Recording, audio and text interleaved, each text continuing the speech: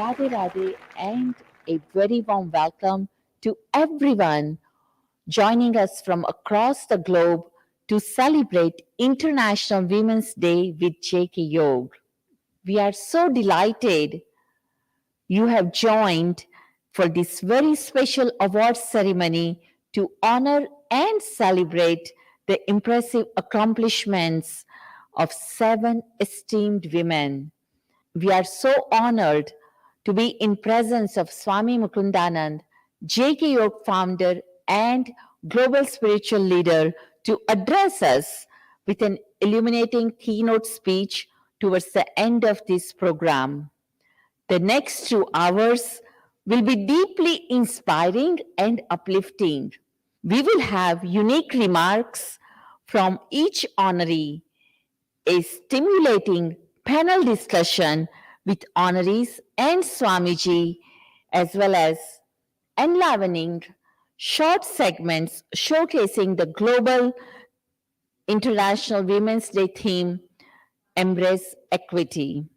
Stay tuned and stay with us for the entire program as we come together as a community to honor these accomplished women and also to explore the role of all women in shaping our society for better.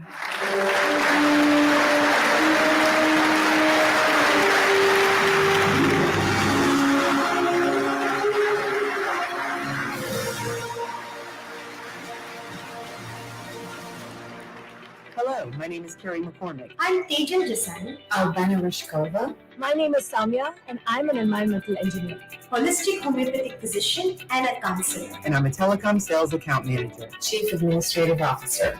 Let us celebrate our differences And value each other. Imagine a world free of bias, stereotypes and discrimination. Let's work together. Take action. Take action to drive gender parity and embrace equity. Embrace equity. I embrace equity. Embrace equity. Embrace equity. Embrace equity. Embrace equity. Collectively, we can all embrace equity Through innovative leadership. Are you in? Are you in? I'm in. Are you in?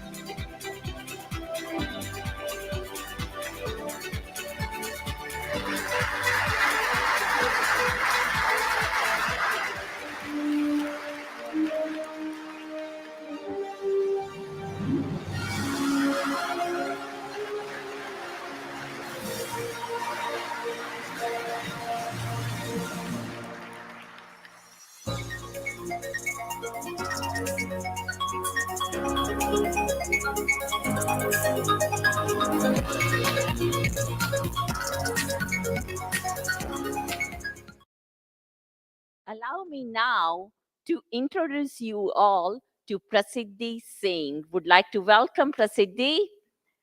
Good evening, Prasiddhi. Good evening. So Namaste. excited to have you. Namaste. So excited to have you with us today, joining JKYog International Women's Day celebration. I would like to give your brief introduction and then we can have some question answer.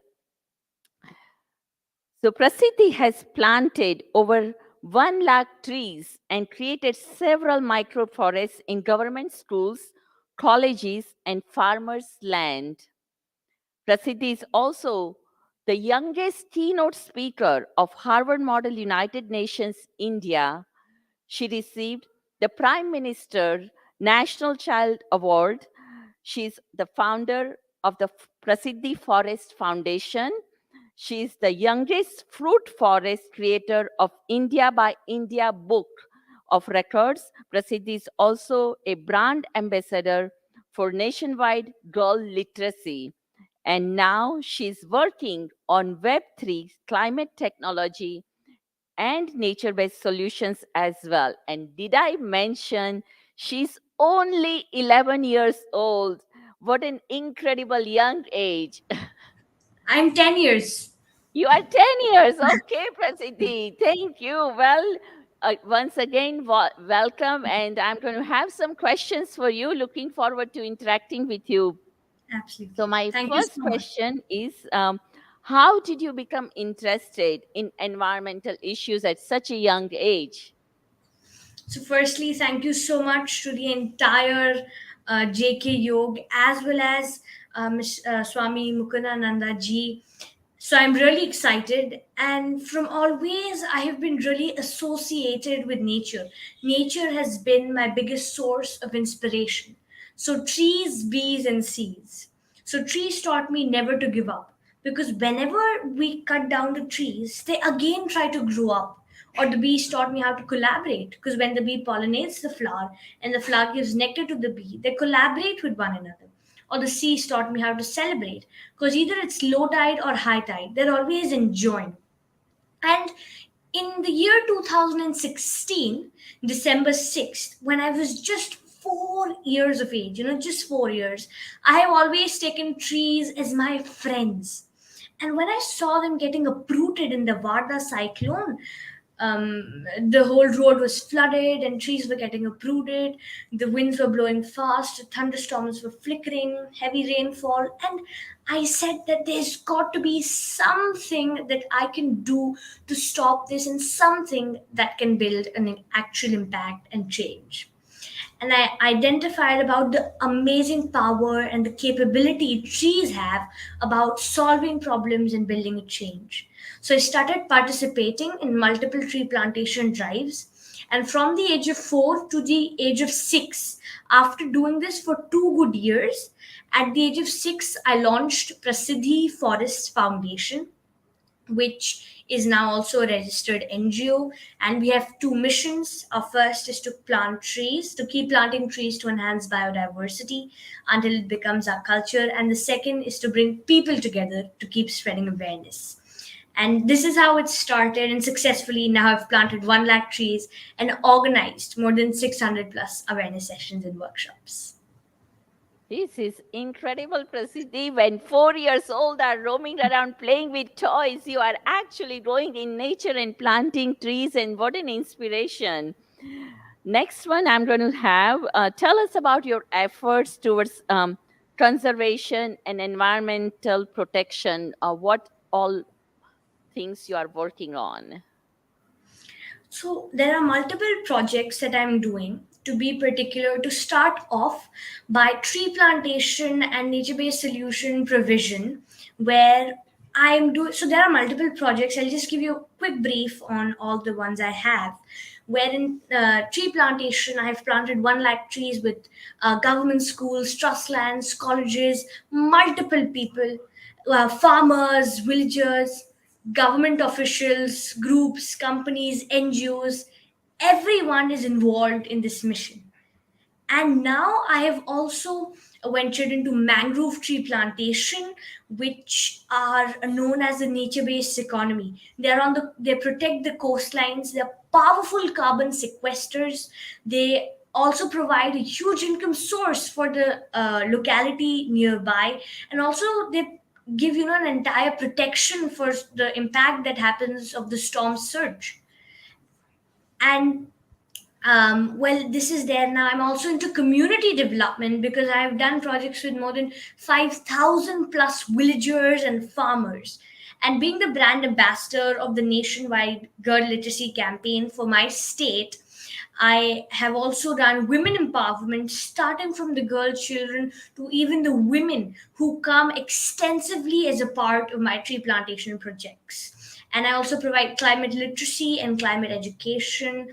And there are multiple activities that I do, but these are some of my major projects. Very nice, so inspiring. So, Prasiddhi, you are so young and working on so many projects. Do you find any challenges or barriers while you are working through this? Well, challenges, are actually, I don't take challenges purely as problems, but rather as you know, things that inspire us and help us come up with new solutions, opportunities of solutions. And for instance, a few is when I started my journey over there, to collect the funds was my first biggest problem. Imagine doing a tree plantation drive involves so many things, from fencing, watering, germination, sapling creation, all kinds of resources, to the pitting and the transportation. All these things are involved into it extensively. So after doing that for 2 years, when I came down to the line and started to streamline myself on where will I plant, what will I plant, who will I plant with, I I somehow realized that I was not able to find enough funds. And in that, I started to, do stalls, go to campaigns, and spread the word about the environment. But then after that, I realized that still I'm not able to get it. But I did not give up. I went down to what are the things that I'm doing. And I found that the saplings that I would procure from the nurseries can become a huge problem for me moving forward if I want to plant 1 lakh trees. So I then decided to make my own nursery. So I went door to door with like minded students. So at the beginning, when I went to kids, they were like, why should I do this? What is she doing? Why is she playing with the soil? But then once they saw me doing it, we joined together and I went door to door to collect seeds. And I made a community nursery, then a school nursery, and now I have a proper farmer nursery where I'm supporting the livelihood of a farmer family and I've given them the right resources. And with that, we have made an entire nursery with more than 30,000 plus saplings. Wonderful. Wow. And tell me your last question. Who is your inspiration? Who is your biggest supporter, Prasiddhi? So, my biggest supporter is nature, and this reminds me of a very special shloka. वृक्ष कभू न फल भके नदी न संचय नीर परमात्मा के कारणे सद्गुण धरा शरीर. This means that the tree never eats its own fruits, or the river does not save water for itself, but they do it to support the community. And similarly, the saints and the wise people as well do it to serve the community, like Swami Mukundananda ji, who wants to serve the community and to inspire the people. And this is something that I've always believed in, and nature is my biggest source of inspiration. And whenever I go to it, I always find a solution to every problem, or I always find something new to learn every day in the small things. Wonderful. I am sure so many young girls and big women who all ever is listening is going to be super inspired with your all the effort and the work you are putting in. Thank you so much. And once again, congratulations. We'll be again meeting you during the award ceremony with Swami Mukundananji. Thank you Next so we have, much. thank you so much. Embrace So equity. next we have messages coming from our honorees. We will be showing that next.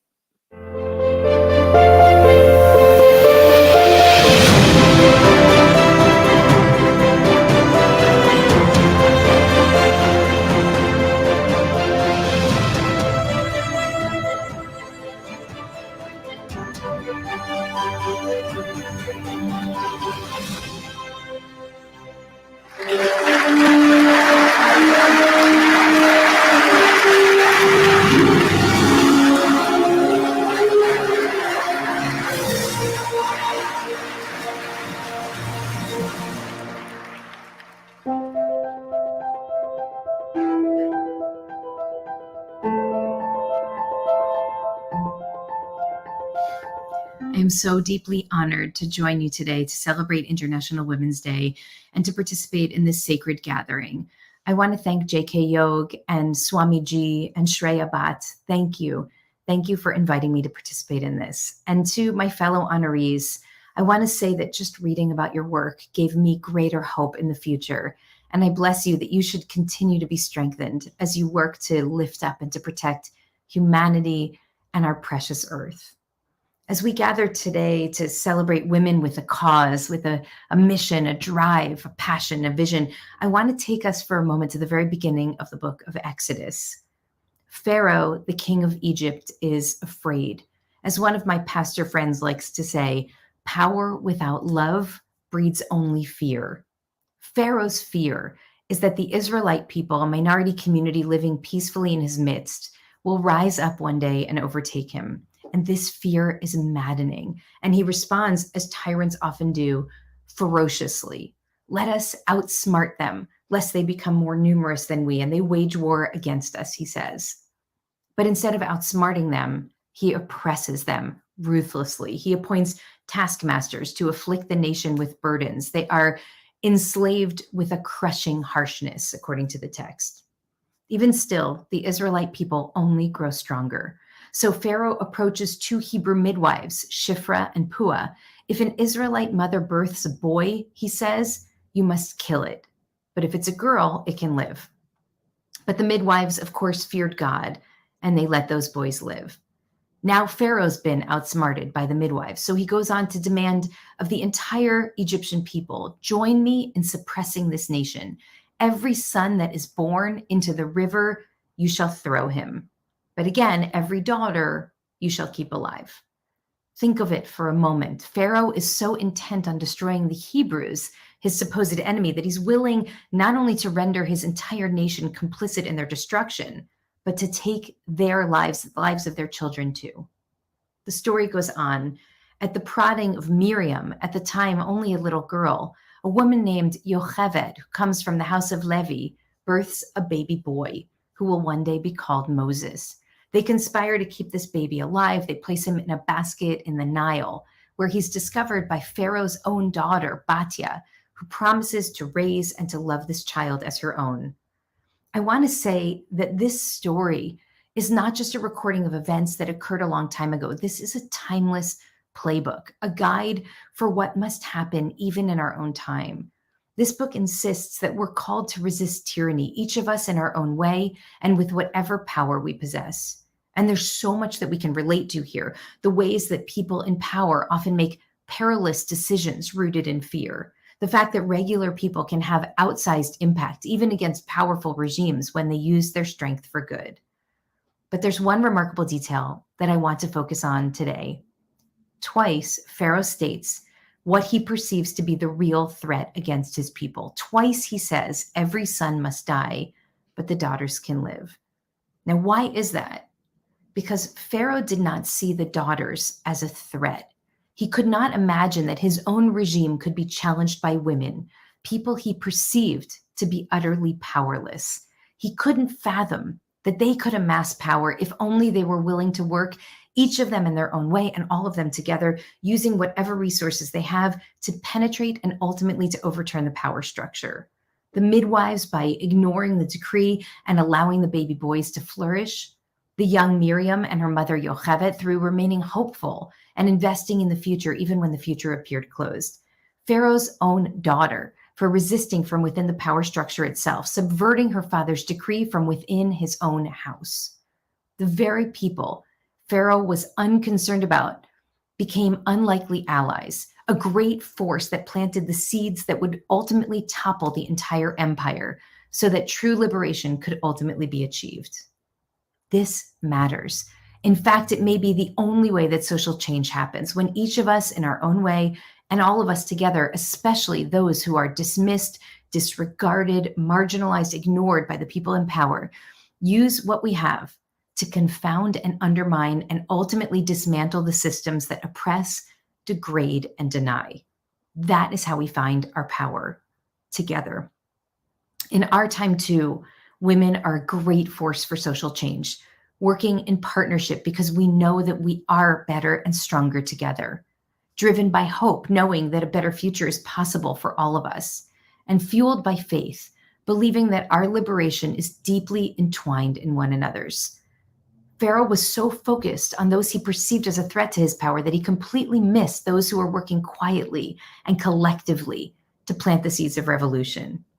Together, we too must continue to work to build power together, to plant the seeds for a more just future for all of us. Today, I ask the Holy One to bless all of us, inheritors of the spirit of powerful women who came before us, brought up through the sacred bonds of connection whose power knows no bounds. Bless us that we continue to root our quest for justice in the belief in human dignity and human goodness. Help us continue to find the strength to fight tirelessly and lovingly for a better future for us all. And bless us that even amidst all of the tumult and pain and challenges of our time, we might continue to lay the foundation for a just and loving society together. I thank you.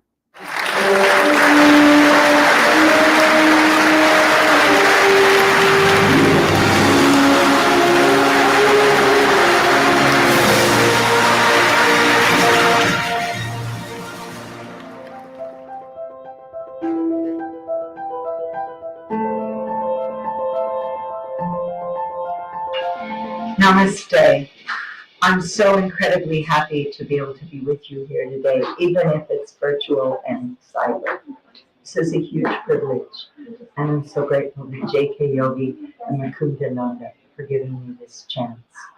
I'm speaking to you from Ramana's Garden Children's Home, where we have more than 50 children living in our loving home. We have over 300 children in our school receiving teachers, books, school dress, midday meal of organic food from our organic gardens. And asked me what I would say about this, and what I would say is this. It's a gift, and I'm here today to share that gift with you. We've been here for 28 years, feeding, educating. We've educated over 25,000 children who otherwise would have had no future at all. From the poorest of the poor, beggars, rescued prostitutes from brothels, the lowest segment of our abused, impoverished, and totally forgotten society. It's such a gift to have been able to reach out, touch those lives, bring those lives into our school, educate them, and see them spread their beautiful wings and become doctors, lawyers, engineers, biomed professors, PhD psychologists, business women, changing the business front and the role for women in the world today. This is a gift.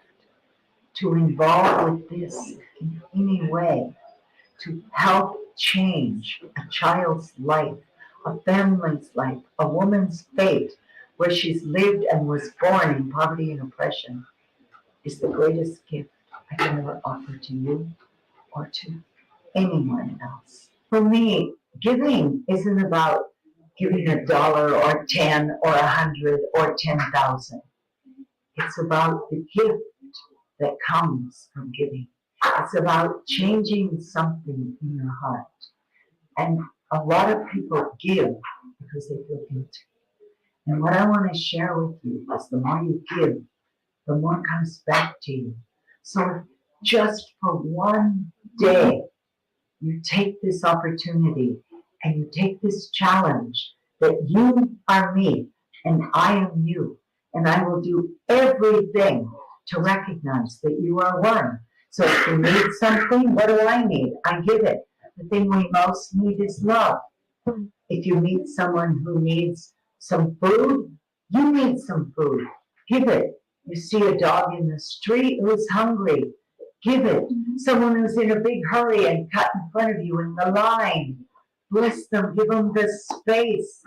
If you give to every sentient being that you meet for one day exactly what you would like to receive, or you feel you need to receive, or want to receive, something very, very magical happens. From that place, if we give, it comes back a million times. That is my message. To give is a gift. To give makes you available for existence to refill that cup thousands and millions of times. Give from your heart. It's not about money. give a smile, give love, give a word of encouragement. Take a moment to consciously care. And if we all do that, and every one of you who's watching this on this wonderful program reaches out and says, I'll take that challenge. For today, you are me, and I am you, and I will give all of you. Please join us. Please visit www.ramones.org, see our work, follow our work, and join our work. Namaste.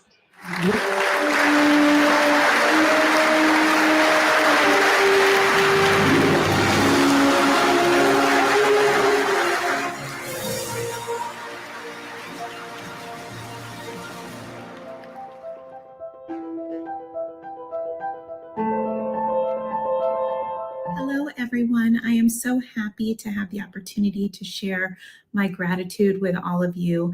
My name is Nita Camello. I am saying hello from Northern Virginia, where I live with my husband, Matt, and my two boys, Josh and Bradley. They are 15 and 10 and filled with energy and force, and also happen to be the lights of my life. It is just such an honor to be receiving the Innovation Leadership Award from JKYog, and to be among so many amazing and inspiring women who are leading with purpose and example in the work that they do that benefits all of us. I've always been of mind that a rising tide truly does lift all ships, and to hear stories of those in our community gives us each an opportunity to be inspired and to ignite more action and energy and to engage with the work of others to enhance their impact. So thank you to everyone participating in this International Women's Day event. It is truly an honor to be amongst all of you. So I wanted to share a little bit about myself. I've had a 20-year-long career at Thomson Reuters in the legal industry, building my professional career here, mostly in sales and client management roles that have, evolved and elevated over time.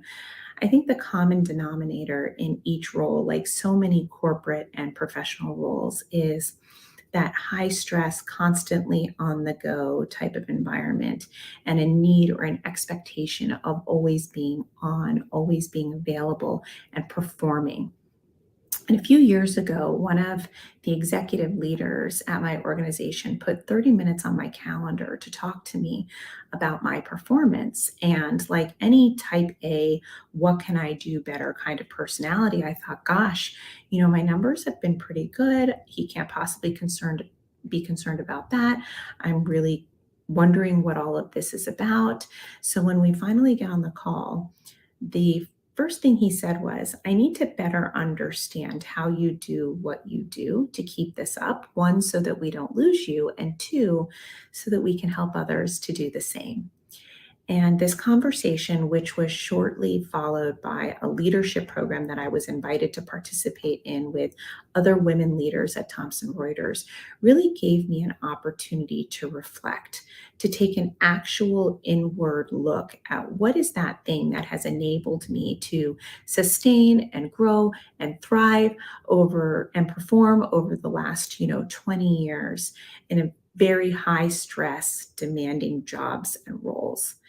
And I just want to pause here briefly to say what a gift it is when we give ourselves the time and grace to reflect. We start to better understand and appreciate all of the contributors and contributing factors to who we are, why we are, what's really important, and what to do next. So I've always been somebody who has believed that your goals don't take you where you want to go, your daily commitments do. And that the difference that we make for ourselves and for others is a function of attitude and effort. And it was using this reflection time that I was really able to find the words to articulate this belief system. It is my unwavering belief that I have in this truth that propelled me into wanting to share it with others, to not just live it for my own benefit, but to pay it forward in a way that might help even just one other person. And that truth, that entire notion that underpins the platform that I build everything off of today, both personally and professionally, is that well-being is foundational to optimal thriving and performance and sustainability. And it so happens that the industry that I've served for the last 20 years is one of the ones that needs to hear this message the most. So now the work that I do is to build and to cultivate the well-being strategy within Thomson Reuters, my own organization, and the law firm segment in which I and my colleagues work. And I work with my clients who are large law firms as they build their strategies and focus on and prioritize the well-being of the greatest asset of their business, which is their people, to create thriving and sustainable success for the legal industry and the markets that we serve. So I want to close out with just a couple of comments, specific to well-being. Well-being can feel like an amorphous or fluffy concept. And I think if you ask 10 people, you'll get 10 different definitions of what it means to them. But here's what I believe. I believe that well-being is alignment and connection to one's whole self and the world around them. I believe that if you are here, you are important, and that you have something meaningful to contribute. So when you're in a state of well-being, I believe that you can truly develop your potential, that you can work more creatively and productively, that you can build positive relationships, and you can cope with those everyday stresses of life to make that meaningful contribution, to feel like you're giving your best self, and to sustain over a very long and happy and healthy life. So I can't thank you enough for your support of me. Specifically, would like to extend specific thanks to JKYog and Swami Mukundananda, Shreya Bhatt, Rebecca Simon, Jarrett Green. I'm just so appreciative of all of you. Thank you so much.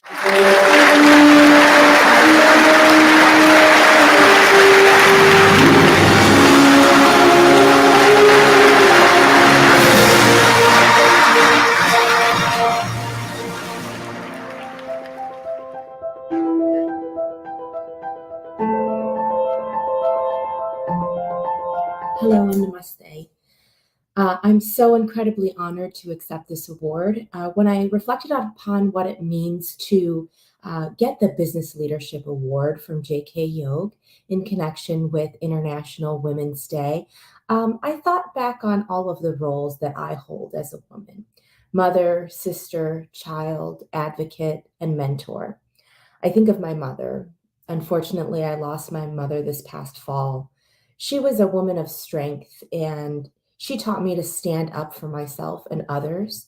She fled genocide in East Africa to build a new life, not only for herself, but for her 3 daughters and a niece she raised to be a strong, justice-minded woman.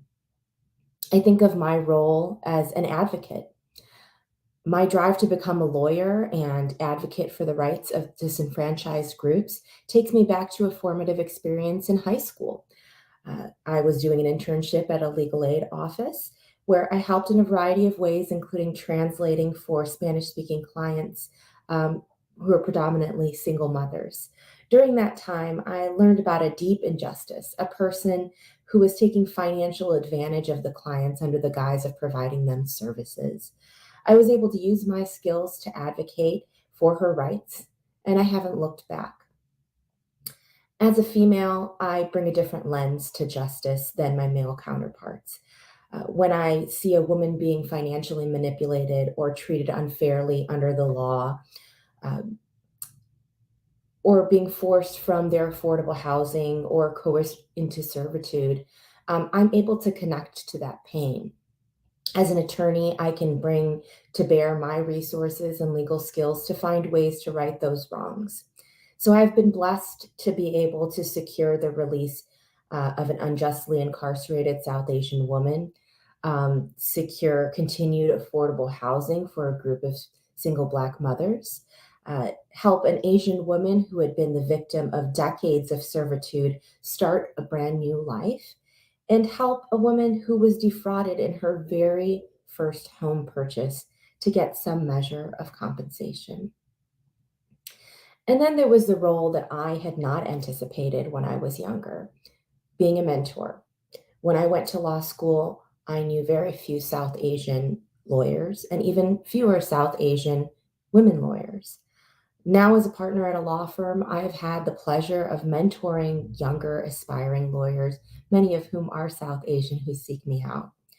I have been able to show them that the legal world is not close to them and that they can succeed in a world where they are different from those around them. I can be there as an advisor to guide them and share, importantly, the mistakes that I've made along the way. And you can do so while abiding by your own personal values.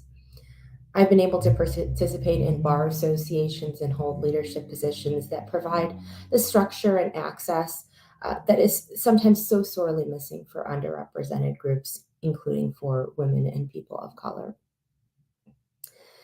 The theme for International Women's Day is embracing equity. That is creating a world free from discrimination and a world that drives gender parity. This theme is so important at this time when women's rights are being challenged from so many different directions. And so I'm so honored to be in the company of such wonderful women who received these awards today, who are working towards the same goals using different avenues and means. And with that, I reflect upon an important role for me, and that is a mother of a 12-year-old child. Especially as a mother of a daughter, I want to leave this world as a more equitable place for her than I received, so that she can thrive and fulfill her own dreams and goals. So with that, thank you so much, JKYog, and thank you, Swamiji, for this acknowledgement.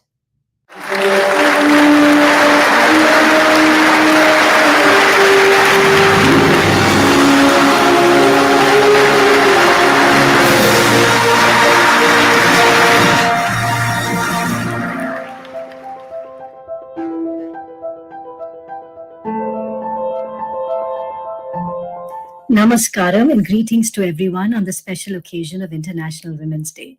I am truly grateful to JKYog for this special honor and for the opportunity to learn about the work of my fellow honorees.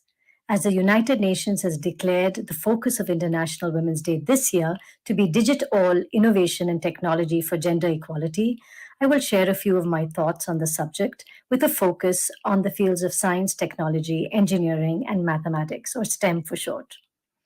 While I strongly believe in a well-rounded liberal arts education, it is hard to exaggerate the importance of STEM education in the modern technological world.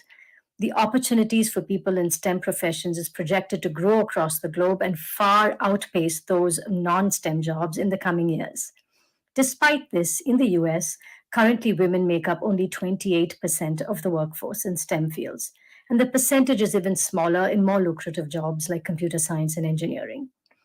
The reasons that are cited for this are manifold, varying from pay gap, workplace culture, lack of role models, implicit bias, social factors, and gender stereotypes. But one may now ask, why is gender equality in STEM so important? To some, the need for gender equality is a truism, and for others, it is highly controversial. Equity is most often phrased in the context of a moral or ethical principle or a fundamental tenet of social justice. For example, as encapsulated in this line from a Sanskrit shloka, Atmopamyena sarvatra samam pashyati yorjuna, which roughly speaking says that the greatest human beings or yogis are those who perceive all humans as equal. In more modern times, equality of opportunity is seen as a central political ideal of liberal democracies.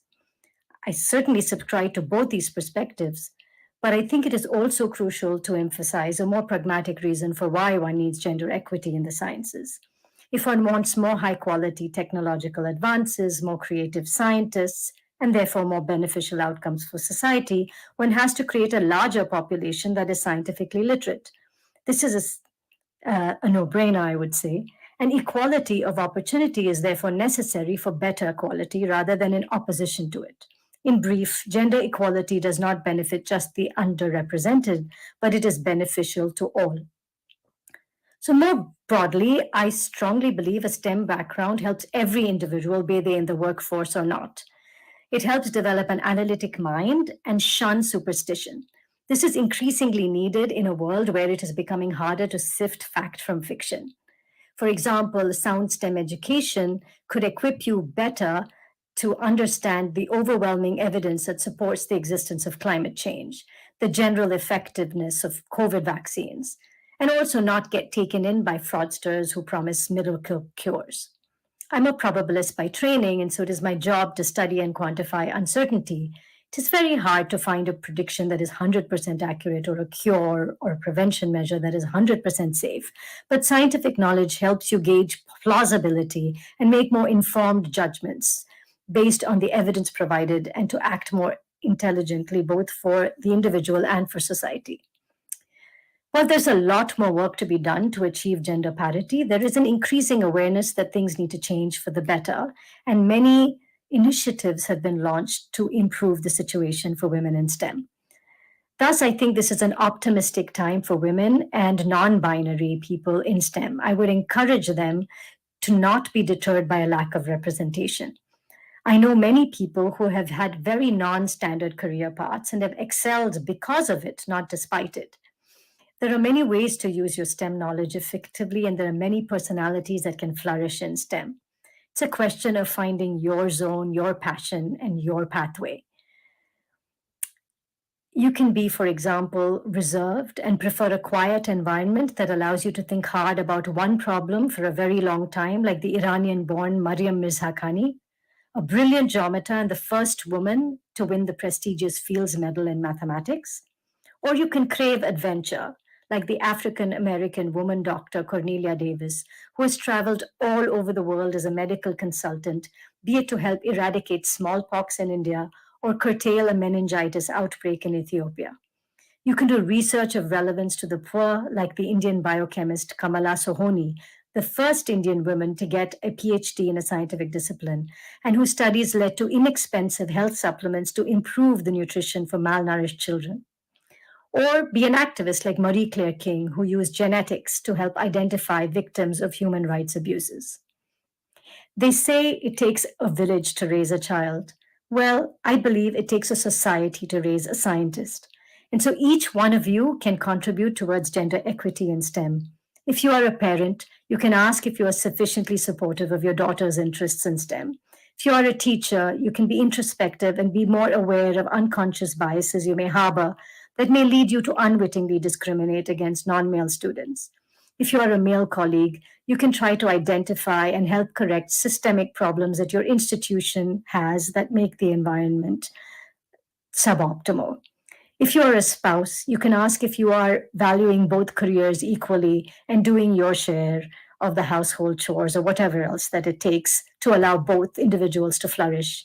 And to the women in STEM, I would say, as you fight for your own rights, as you persevere, please also be aware of your privileges and take into consideration those who may be more disadvantaged than yourselves. For example, those who may be more economically disadvantaged or have lower social standing and thus less access to information. And be mindful of their needs in any policy changes that you advocate for. In this way, I hope we can all work together, and I feel optimistic that with increased mindfulness and concerted action, we can all unite to do our bit to achieve gender equity in STEM, leading to a better and more productive society. Once again, very thank you to JKYog.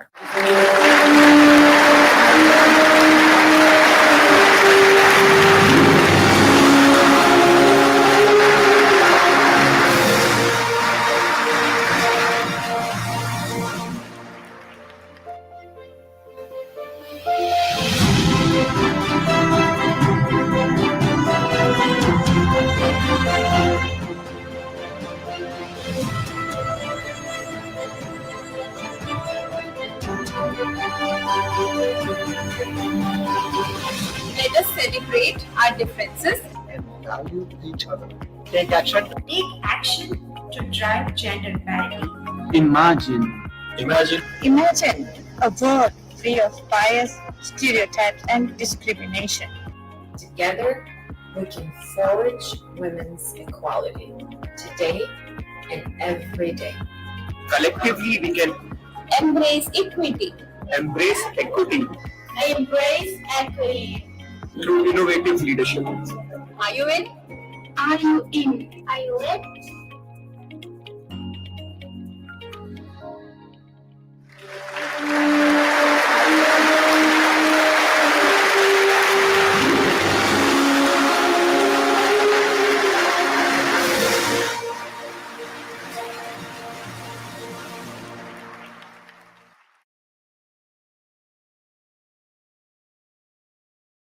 Welcome again to all our distinguished honorees.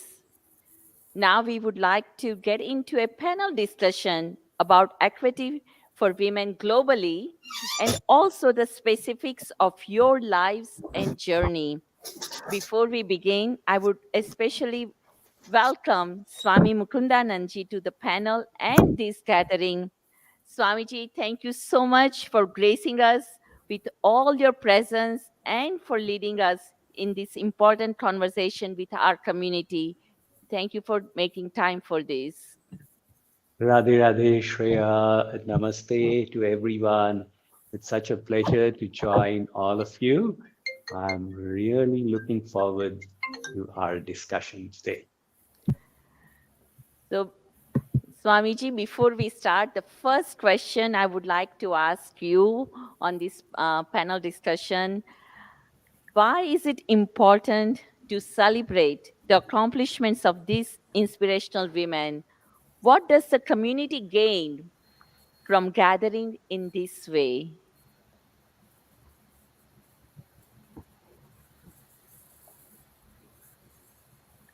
One of the best ways of fighting darkness is to shine the light.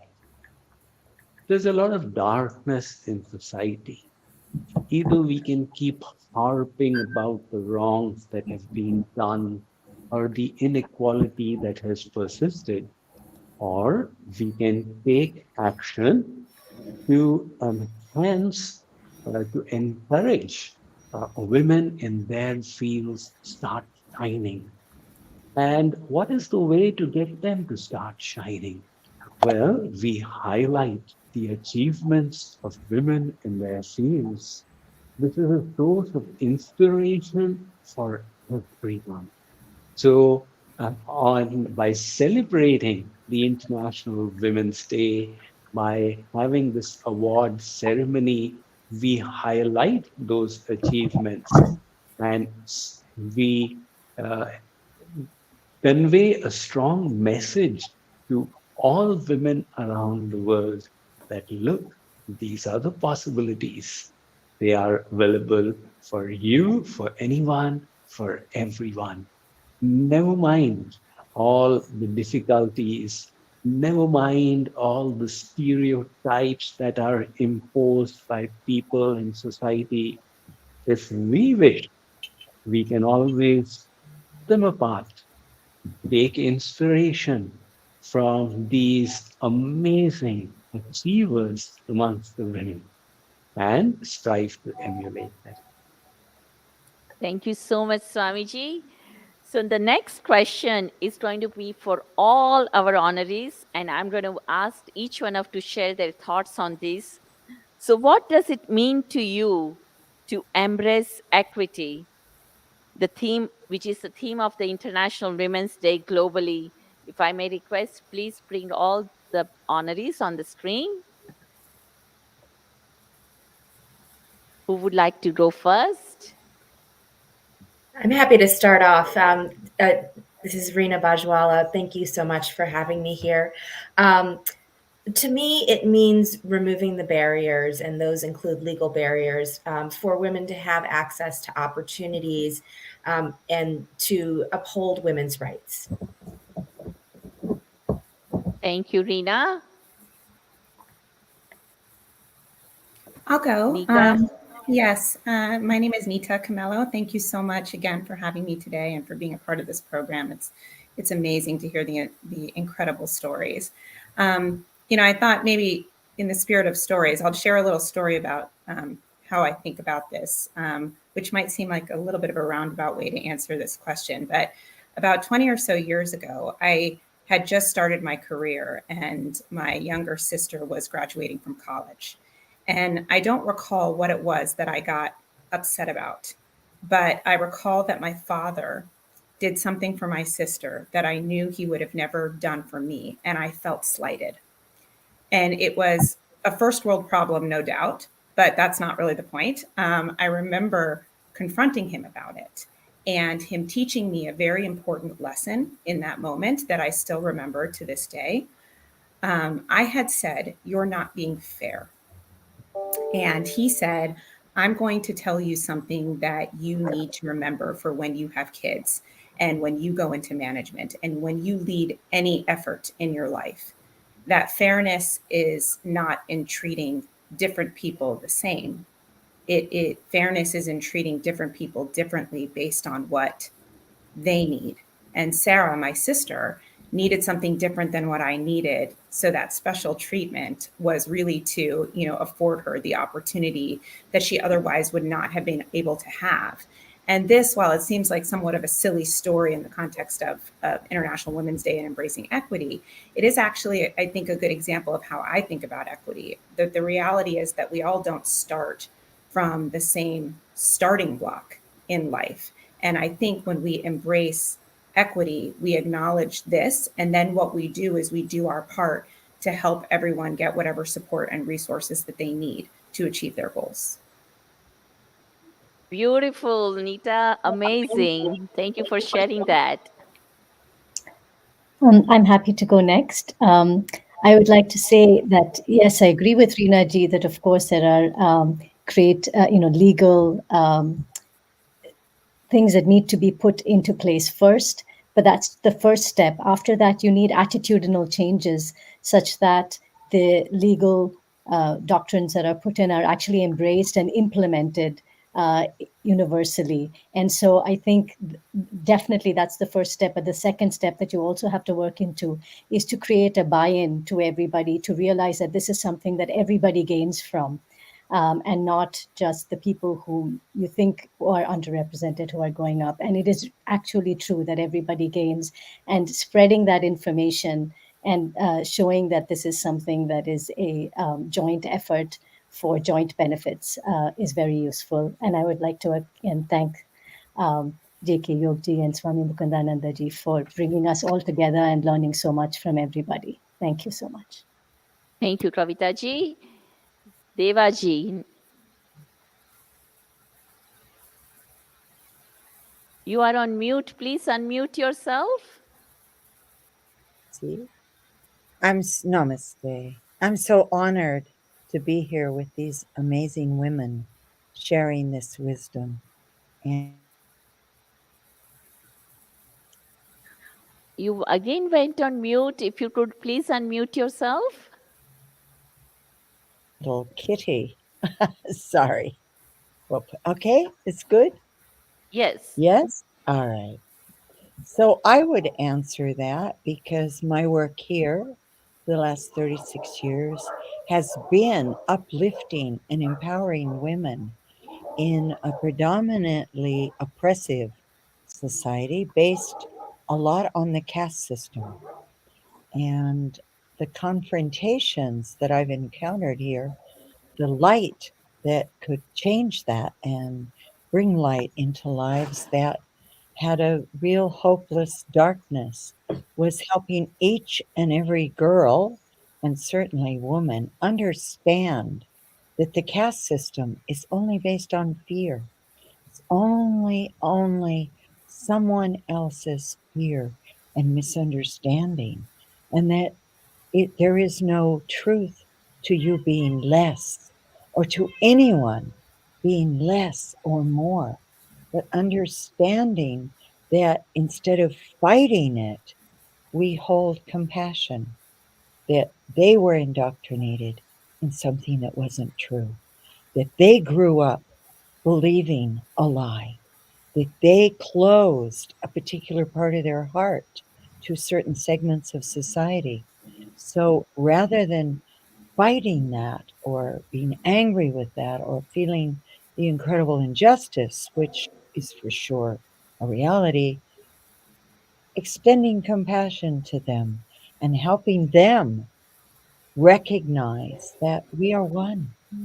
And divisions have been created to separate and divide, but they can't, because the truth is we are one, and there is no higher or lower.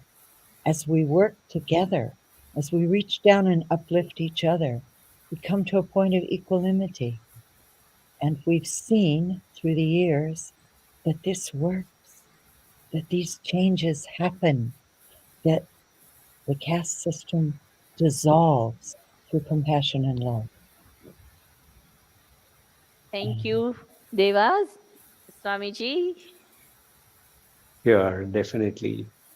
It's very interesting.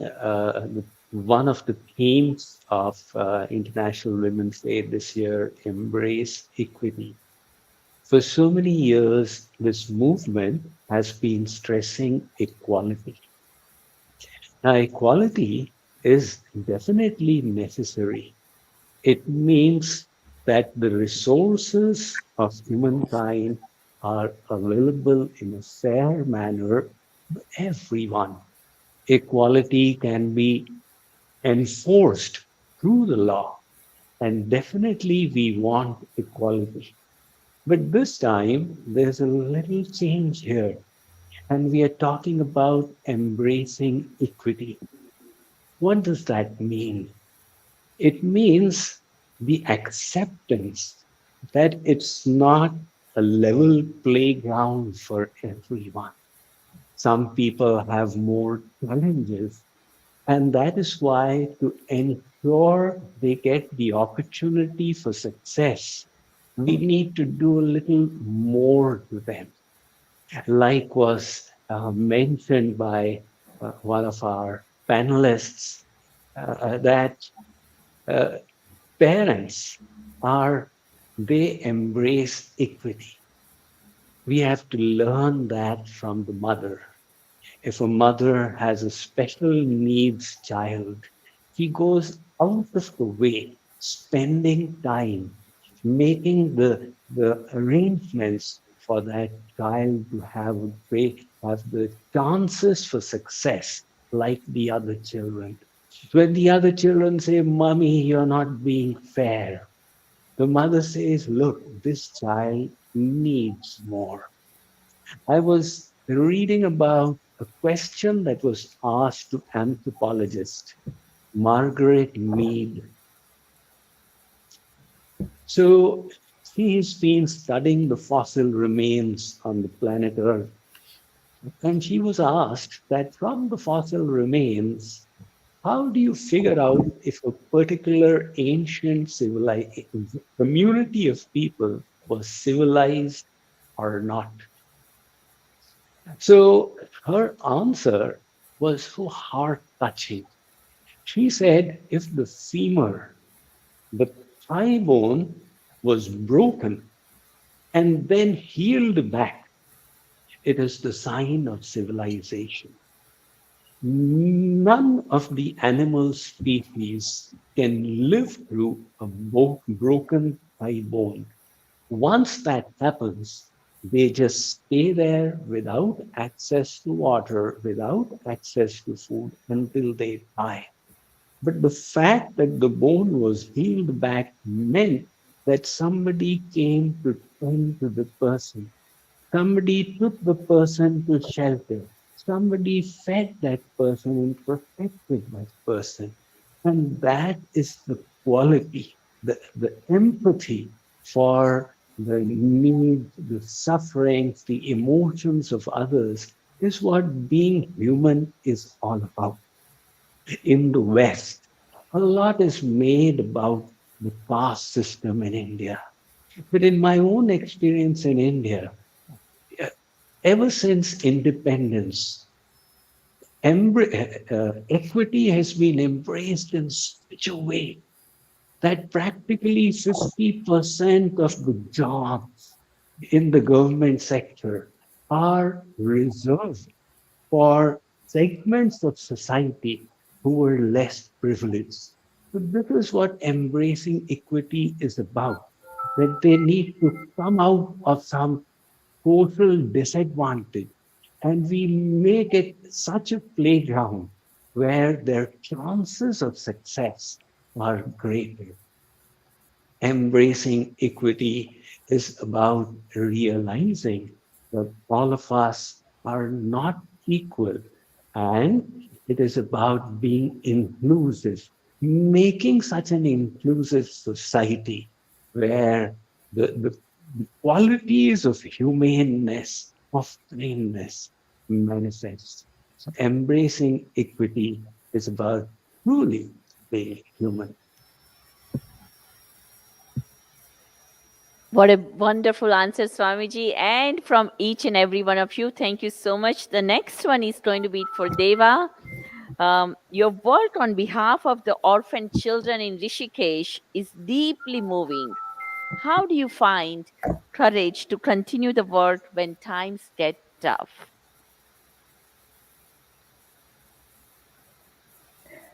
Please unmute yourself. Times have certainly gotten tough. I've had numerous attempts on my life, and it's been certainly a challenge. But what keeps me going is when I see a child, for example, that has been thrown in the garbage, literally rescued, for example, from a refuse bin, a child, a girl usually, who has been thrown as waste. And we see them through love, through empowerment, through creativity, through support, grow their wings, recognize their wings, and fly. And when I look at that child as she becomes a doctor, an engineer, a teacher, a biomed professor, it makes every step, every challenge, all the more precious that she rose from that muck that we found her in, that she was brought to us. And we see her spread those wings of confidence and those wings of creativity and fly into creating a productive future for herself, for her brothers and sisters, and hopefully for all women. That's what keeps me going. That's what keeps me reaching out. Taking a child just a few months back who was thrown into the river as an offering to the goddess to drown, and taking her and saying, yes, yes, this is an offering. This is an offering to the goddess. This is an offering to all women, what she has the potential to become. And as she becomes that, it will be the greatest offering to all goddesses. That when I see the children spread their wings and fly, it makes me keep So trying to do. heart touching, so inspiring. You are touching so many lives. Next question is for Nita. The innovation you have brought to Thomson Reuters in the space of wellness is incredible. In your remarks, we learned of the phone call that changed everything. What is your plan now to see this important work grow, and what obstacles do you face for that? Thank you. I kind of think about this in two ways. There's the personal plan to be and to practice and to live in the way that I've been preaching. I would say I have to be the living, breathing example of this. But my broader professional aspirations with respect to seeing this work manifest in the legal industry in particular is to find that connection point with what matters most and what resonates most with my audience. And that seems to be this connection between well-being and optimal thriving and performance. that is the narrative, and it also happens to be the truth. But the dots are really only connected in this world and in the space that I'm in with data and facts and proof. And, it's important to recognize that I work with lawyers, so we can't forget that. But the challenge, which is one that I welcome, is, how to best measure that impact. What kind of data is meaningful to help make informed decisions to impact people's lives?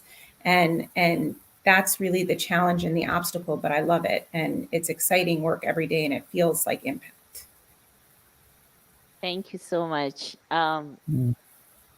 The next question is for the entire group, and that is, how do we translate the inspiration from this gathering into tangible social change on the ground?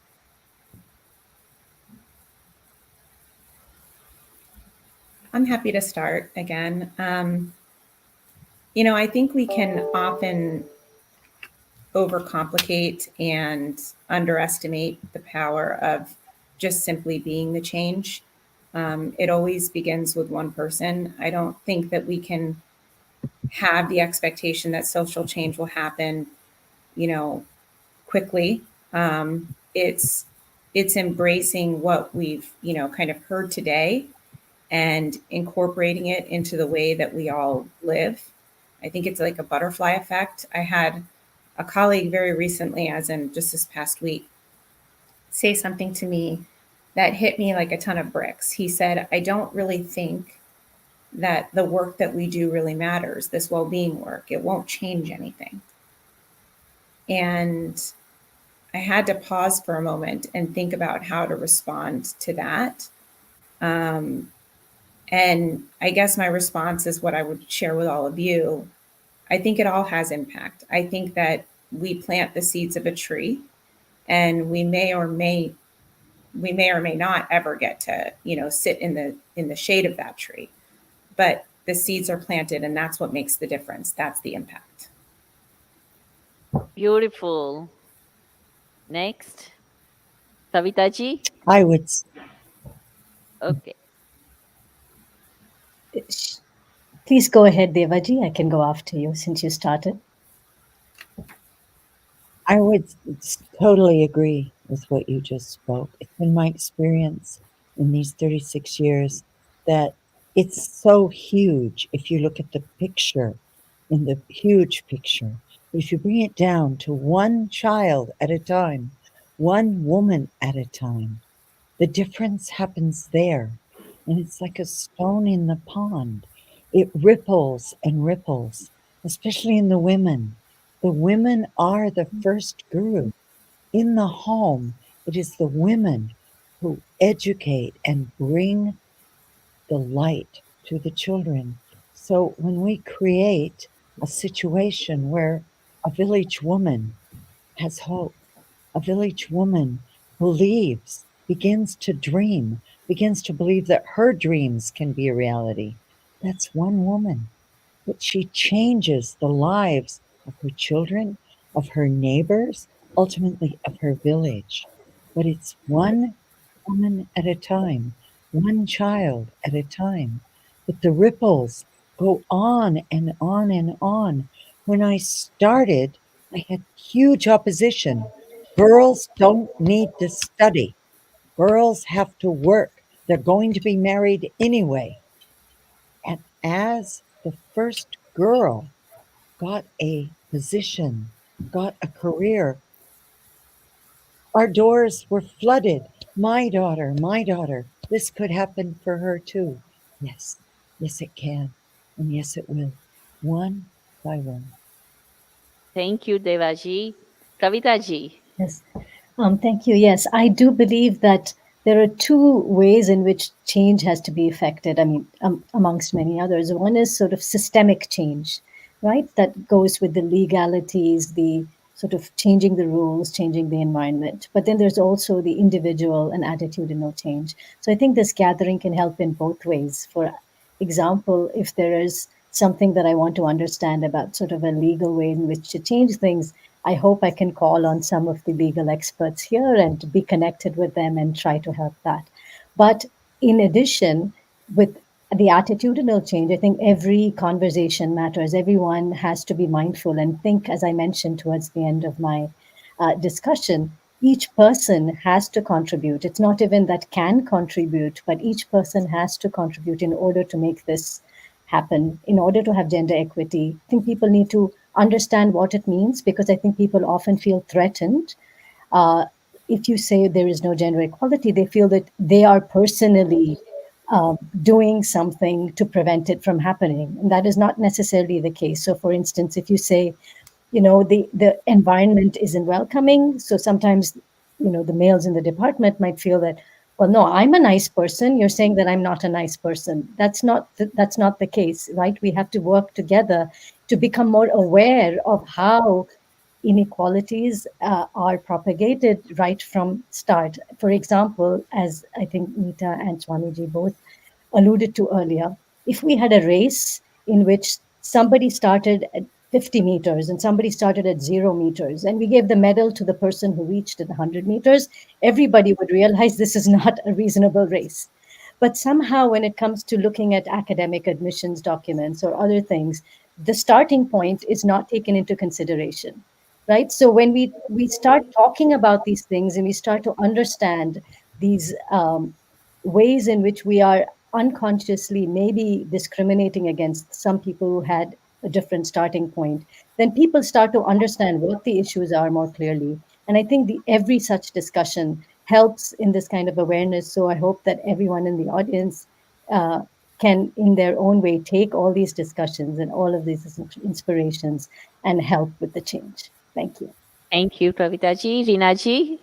Yeah, no, I just wanted to say I absolutely agree that it's individuals that need to, take action, but I also want to acknowledge the power of community. And when you see like-minded individuals who are change makers, I think magic happens when women work together. There's something really special about supporting each other, inspiring each other, and addressing some of the challenges like imposter syndrome that we are prone to sometimes, and being able to be vulnerable with each other. I think we can give each other the motivation to keep moving forward. So I think this kind of event and building community is a really beautiful step towards getting to the next level. Thank you. Swamiji? Yes, the event definitely enhances our awareness of the issue. And again, I would agree that we ourselves can be the instruments of change. So the first step should be that each and every one of us should evaluate ourselves. Are there biases that exist within ourselves? Let's take a look at our work environment. Are we being equitable in our work environment?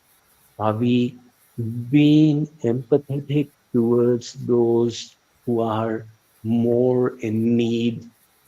So, this quality is required in every aspect of life. Well, when you go to a party, there is somebody who has got social anxiety. Are you going out of your way to make that person feel comfortable? In the job environment, there are some people who need more skills to be able to perform. Are we supporting them to develop those skills? Likewise, when in on the context of the International Women's Day, we realize that because of centuries of social prejudice, there are specific needs of women that must be addressed. And Mm. that awareness, and then the effort from our own side, in our own little work environment, to provide the support that is necessary to those who are a little more talent in our society, to give them an equal chance of success. What does this require? This requires forsaking of our own privileges. Are we willing to sacrifice? What comes in the way is the sense of entitlement. I am entitled to privileges like everybody else, and I want equality in society. I have the right to earn as much money as I can. That is my entitlement. But then equity says it's not about entitlement, it's about the willingness to sacrifice your privileges to help and support the others. So, this theme has been referred to from the Holy Book by my fellow panelists. Our Vedic scriptures say, Atmana pratikulani pareshan samachare. Behave unto others as you like them to behave towards you. If you would like them to support you in your weaknesses and your difficulties, you must do the same to them as well. That change of heart is so necessary, and events like this get us speaking about it. They get us aware of it, and they help educate people in this direction, bring about the change. What a beautiful answer, Swamiji, and so many suggestions from everyone. And of course, you being a spiritual leader, the way how you always bring it to your own self on making sacrifices, having inner growth, and leading the way. Thank you so much for this wonderful discussion that's going on here. The next question is going to go to Professor Kavita ji. We are very touched that you have founded the SEMS, the Social Equity and Applied Mathematics Seminar, and also a bilingual math outreach program. Can you share with us your inspiration for these initiatives? Thank you very much for the question, Shayati. Yes, I can start with SEAM, which is a social equity and applied math seminar that I initiated a few years ago. The inspiration for that is twofold. So the first reason was because I wanted to try and have more inclusivity and try to get more a diverse group of undergraduate students or younger people coming into the mathematical sciences. And traditionally, math has typically, is well known to be used in physics and chemistry, and now, more in biology and engineering. But it's not really known that the power of math to display the power of math in even understanding society around us, social justice issues. And so I had been meaning to do this for quite a long time, in hoping that this would then draw a more diverse group of people who might be interested in such social justice issues also to math, and therefore bring new perspectives to mathematics. But the second reason was also I realized that this was soon after the George Floyd incident, and there were nationwide protests about Black Lives Matter and things like that. And I realized from just conversations with various people in my department and elsewhere, just over the university and outside, that many people were shocked to find out the degree of social injustice that there actually existed, that came to light by these sorts of incidents. And that somewhat shocked me. I was like, really, you didn't know that this was happening and this was just coming to light? So I realized that it could be that there's also a slightly, when you're doing certain kinds of scientific or technological disciplines, maybe you're not talking about social justice so much in your classes, you're not talking about a historical perspective. So how can you also make people who are very busy doing their science and technology and everything also interested in social justice issues, or make it an easy forum where they get both the mathematics as well as realize what are sort of social problems. And so really it was threefold, and also to try to then encourage more people to work in the area where maybe some quantitative input can be useful along with qualitative skills to solve social justice issues. So that was my motivation for starting this seminar series, and the credit fully goes to, I'm very grateful to my students who helped me co-organize it, and the credit of the success of that program fully goes to the speakers. I mean, there have just been some wonderful speakers, and so if people are interested more in this, please do go to the website and listen to the talks. We have many of those videos there, ranging from studying how you can do a sort of disaster management, to school segregation policies, to inequity, in terms of poverty, inequality. So it just wonderful speakers, and it gave me a wonderful opportunity to meet all these wonderfully innovative and creative people. How to measure biases. So there were a whole range of people who are talking in this. So I just felt that it is there's a need, when we talk about interdisciplinarity and crossing bridges, to actually have math reach out to things like social justice issues. Coming to your second questions about starting the bilingual program, which I call Mathematics Sin Fronteras, which is in Spanglish, which really means mathematics without borders. It sort of refers back to some things that we have been talking about, which is, as we were trying to advocate for gender equity issues in the division, it always made me think that, that cannot be done without buy-in from people from the other gender, right? From people who are already in power. You need them to also work along with you. You can do this on your own, and of course we women all get together and other non-binary people get to together to fight for sort of this equity of representation and opportunity. But you don't get that buy-in unless you also have the cooperation of, and there have been wonderful people who have been supportive. And so I started to introspect and think to myself, am I only fighting for things that directly affect me, or am I also being aware of my privileges and trying to see how I can remove obstacles, or we can remove obstacles for people who are less privileged, less advantaged? And one thing that came to mind to me is that, imagine learning. So I was in France for a conference, and I remember I sort of can speak a little bit of French, but towards the end of the day, my mind gets tired, and then I just get tired of constantly trying to follow what people are saying in a language that is not so familiar to me.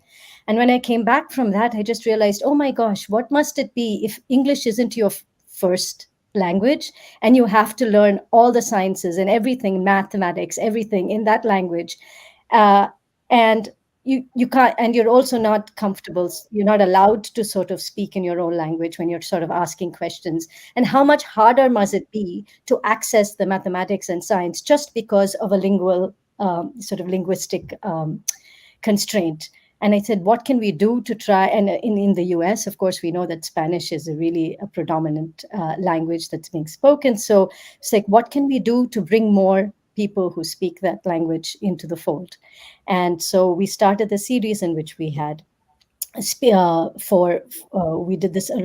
Started a collaboration with people from South America and the US, and to bring together tutorial speakers on outreach topics in mathematics to students online. This was during COVID, such that they would speak in both English and Spanish, and they would also have slides in English and Spanish, and then they would have teaching assistants who would also be bilingual, and the students were allowed to talk in any other language. This helped also get them community. Such a gathering, as we said, as Reena ji and others have pointed out, community is so important. Then they see other people like themselves trying to learn math, interested in math and speaking Spanish. And so that was my motivation. And I certainly hope to do this in other forum as well. Yes, thank you. Thank you, Kavita ji. What an inspiration you are, working with all these young children or students in the area of STEM, mathematics. You are our role model. Next question is going to go to Reena ji. It is well known that even today, women have a more challenging time reaching executives and CEO roles compared to men in every single field. So, did being a woman shape your journey toward the partner role in your prestigious law firm? Yeah, thank you. It's an interesting question. I think being a woman has shaped every aspect of my life. And so my journey towards becoming a partner in a law firm, and I have a leadership role as chair of my group, is no different. So I think being a woman has been an instrumental and fundamental aspect in both good and bad ways. There remain major obstacles for women to reach those higher levels, as you've noted, of leadership within a law firm.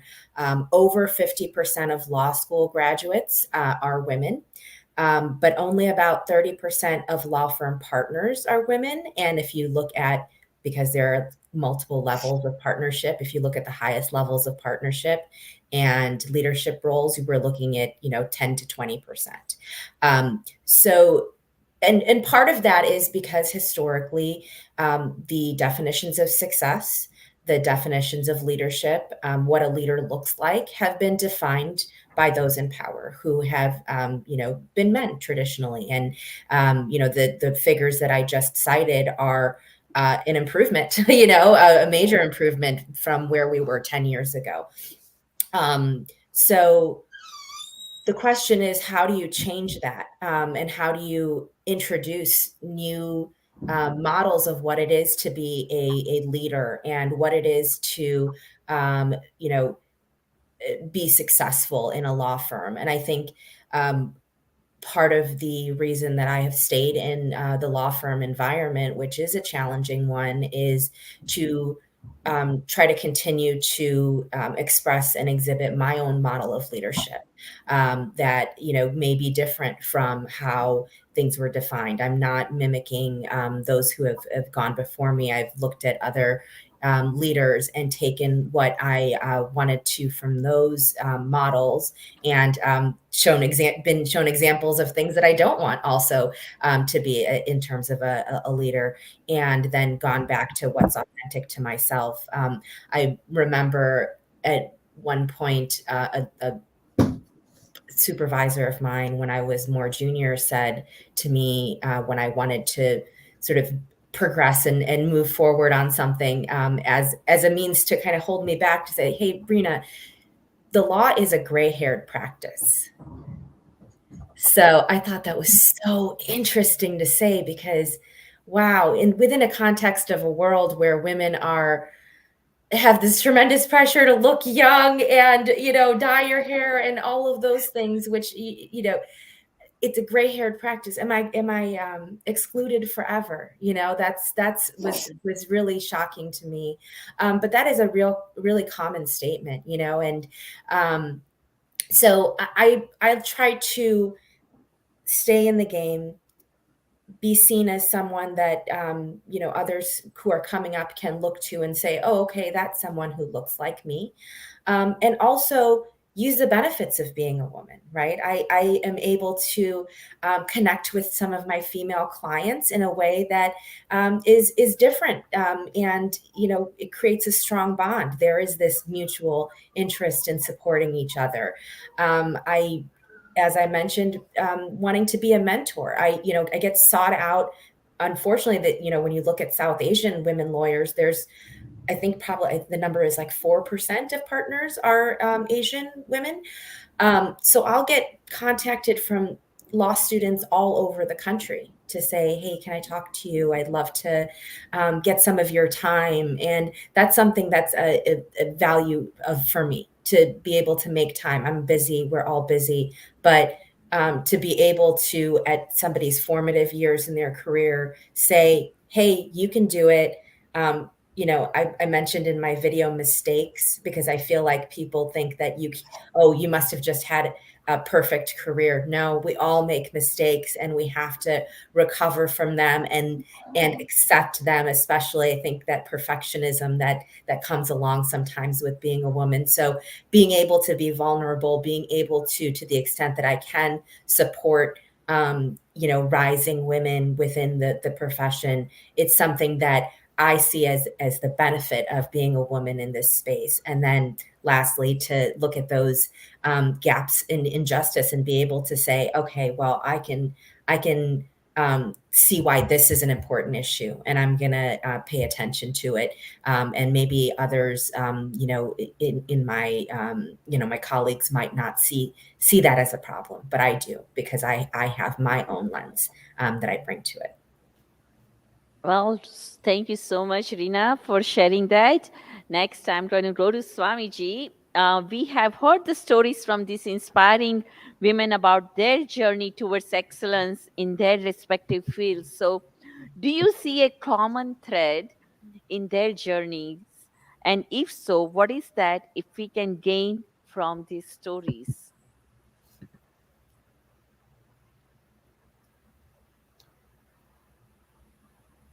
Common thread in the stories for all the ladies?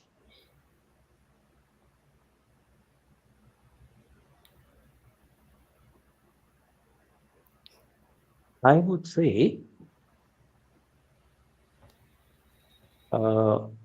embracing a higher purpose and dedicating themselves for something that they truly believe in. So that sense of higher purpose, that sense of fulfillment that comes from doing something that you truly value is highly motivating. And that is the common thread that I find in stories of all of them. Beautiful, Swamiji. Thank you so much. I'm going to have a question for all the women that what is the one word or phrase that keeps you going every single day?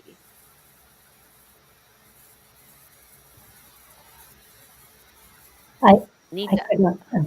Yes, Kavitaji, go ahead. Now, for me, it's not a phrase. For me, it's music and it's a tune. And I think I practice Nada yoga, and that is really my way of going through anything. And in that sense, there's no verbalizing what it is, and there's a way of creating mental space and mental peace without having to verbalize it into a word. And it's different Wonderful. raga every day, but it is Nada yoga. Okay, next, who would like to go? I'm happy to go. Mine is, and I kind of alluded to it in my last answer. I'm a perfectionist, so the perfect is the enemy of the good is my mantra, because I don't want to get stuck in those details. And I think there's no one way to do something perfectly, maybe, but there's thousands of ways to do things right. And so I think keeping that moving forward without getting bogged down in getting every detail perfect is something that I try to tell myself every day. You? I'll go. I think, it's hard to distill it down to one, but if I had to pick one, I would probably say attitude and effort in all of the kind ways. And the reason that I say that, just to add a little bit of context, is I mentioned that I have two young boys at home, and we have a sign in our home that says, 3 rules for our house and life, and it hangs in the stairwell that they come galloping down every day, not so gracefully. And everything in life, we believe, sort of boils down to these sort of 3 rules. 1, that attitude is everything, so you pick a good one, which speaks to attitude. 2, you can do hard things, which speaks to effort. And 3, be kind to yourself, to others, and to the earth. And that encompasses so many things, but certainly the theme of this meeting, which is embrace equity. Wonderful. And Deva? I would say also it's 3. It's like a pyramid. I believe that the 2 pillars leading to the point are loving kindness, finding a way to apply loving kindness to every situation, especially when it's adversive or, in my case, even to enemies. And the second is compassion, supporting the second leg up to the top of walk a mile in their shoes, help me find a way to feel it from their side, see it through their eyes. And if I stand on those legs, the point that it brings me to is gratitude. And when I can find gratitude in everything, especially adversity and challenges, then they don't take away my peace anymore. My secret for Thank me these years is gratitude. Wonderful. So, with all the answers, we are actually running over the time. I'm going to have two more questions, one for Swamiji and then to everyone, and that would conclude today's panel discussion. So, Swamiji, the next question goes to you. That is it actually helpful for us on our spiritual journey to focus on the equity issue for women in this day and age? What is the value of working towards social change in the world when we know that we are all equal in God's eyes? Is this a futile endeavor or is it actually serving us?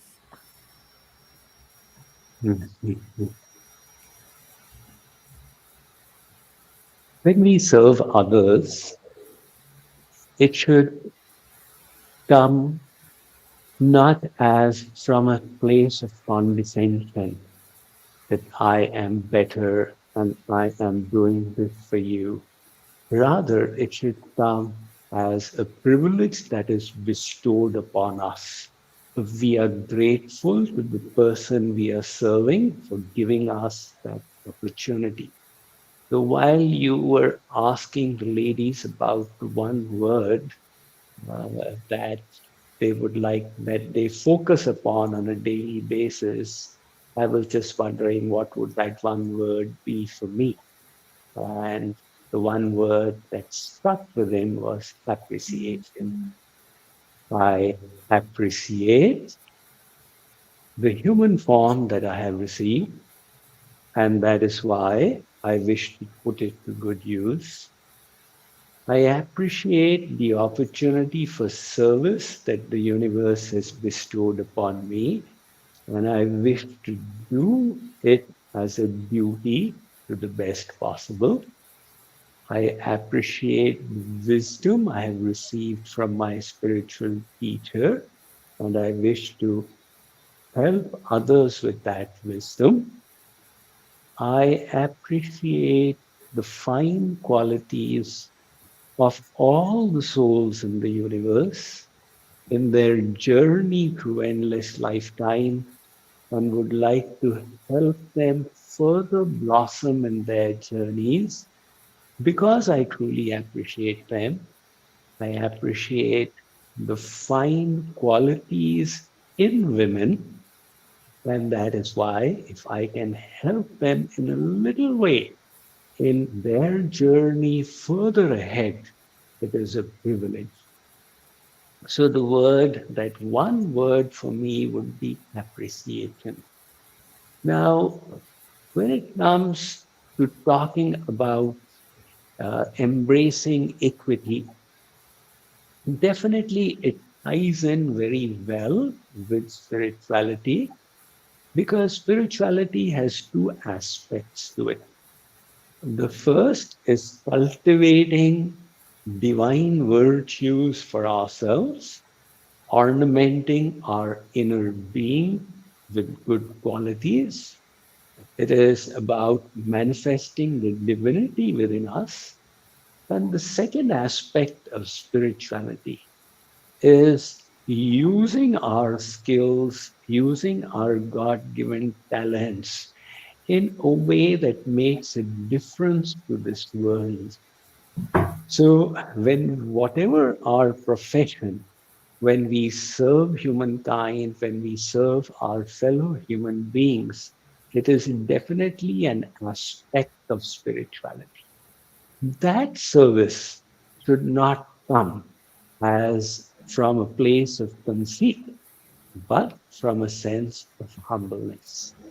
And when we realize that we have received so many gifts from the universe, which we may not even have deserved, and there are others who are struggling, and who are in need of a special support. And we have the opportunity, the privilege to help them. So that sentiment in service is so important. It's an integral part of spirituality. And when we start actually serving people through our profession, as we've got so many wonderful professionals on our panel with different talents and different educational abilities, etc. When we start serving others, we realize that the foundation of our work must be our own purity. So, to be able to be more effective, to do our work better, to enhance the impact of our work, we need to become better people ourselves. These then start going hand in hand, what we do and what we are. Without spirituality, people are running a mad race on doing more, on acquiring more, and on getting more. And the emphasis is not there on themselves to become better people. Spirituality creates that balance and puts it all in focus. It says the foundation of your work should be your own inner purity. Cultivate that, but don't be miserly. You give out the gifts that you are receiving. And as you start giving out those gifts, become a little instrument of creation, you realize that there is so much more you could do if only you could conquer yourself.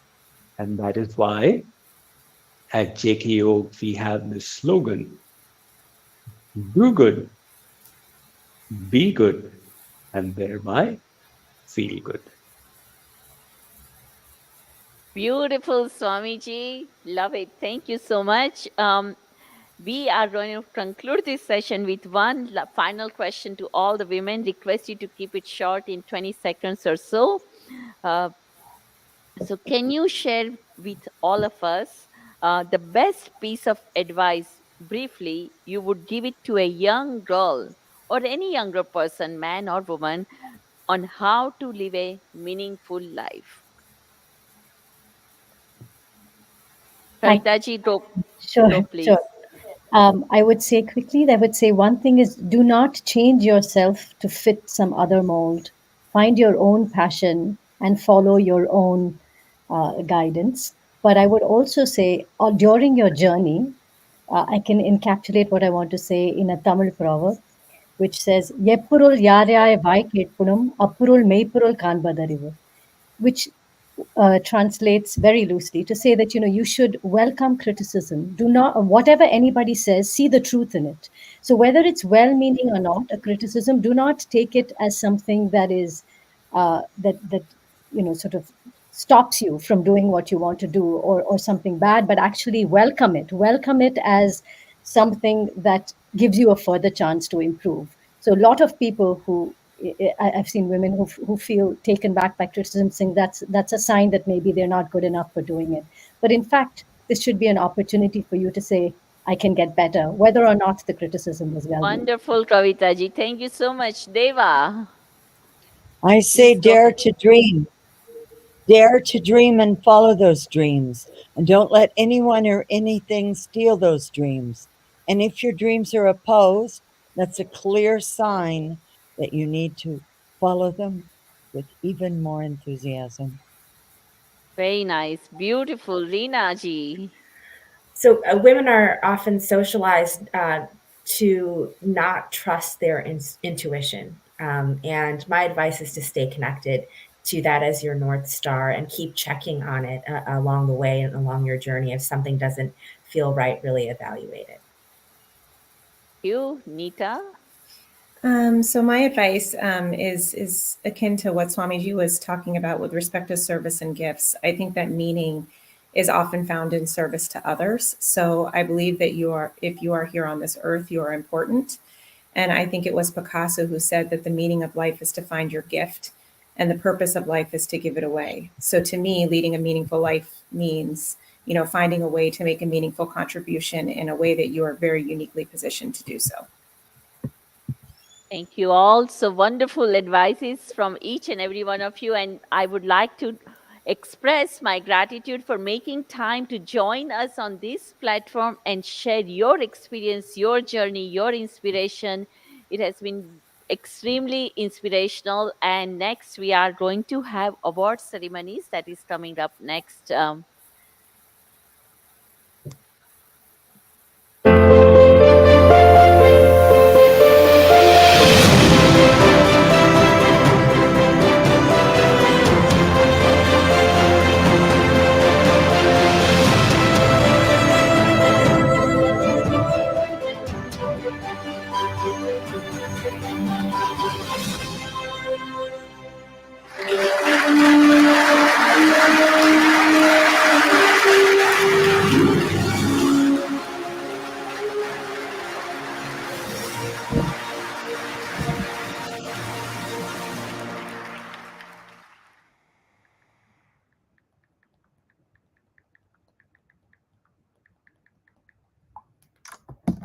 After that wonderful panel discussion with all the honorees, now I'm going to request Swamiji to present the awards. Thank you, Shreya. Well, the first award, this goes to Rabbi Sharon Brous of the ICAR Foundation. She is the founder of ICAR. And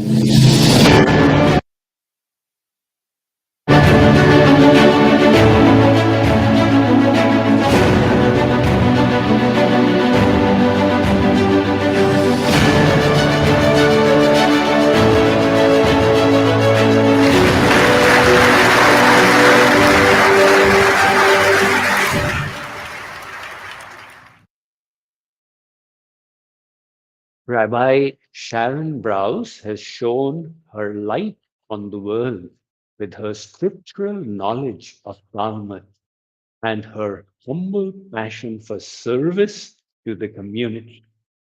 JKYog feels privileged to award her the Social Leadership Award for being a woman with a cause. Thank you so much, Rabbi Sharon Brous.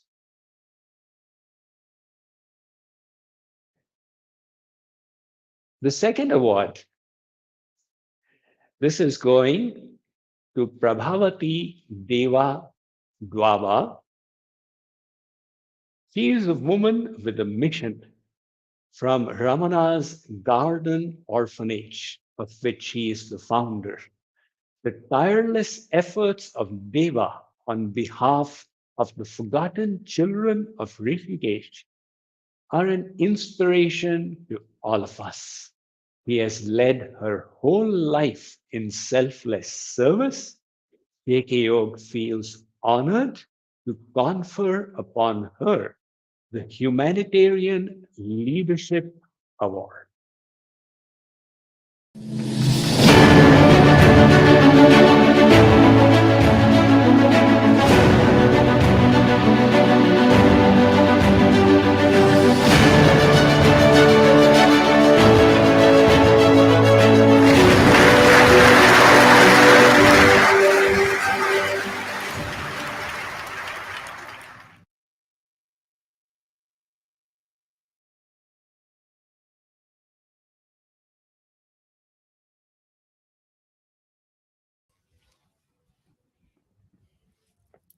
Wow. Thank you so much, Prabhavati Deva Dwaba. Thank you for joining us and giving us the opportunity to honor you. Oh, thank you from the depth of my heart. for all the efforts you are making for each and every woman, for all of us. I'm so grateful to have been even a tiny part of this. Thank you. Thank you. Thank you.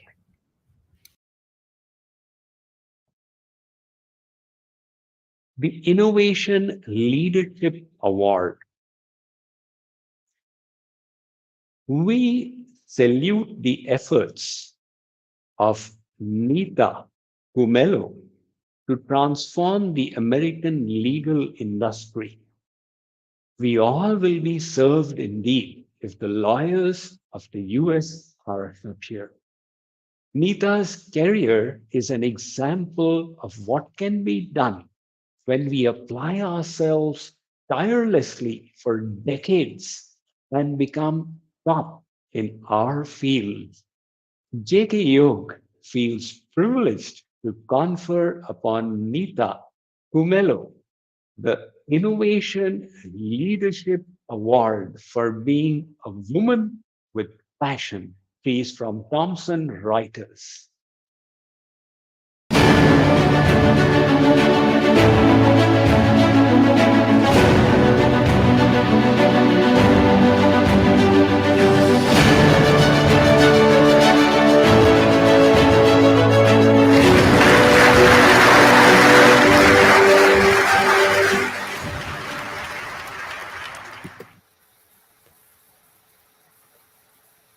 Thank you so much. I just want to express sincere gratitude to Swamiji and JKYog for the honor to participate in today's festivities around International Women's Day. I appreciate all of you so much. Thank you.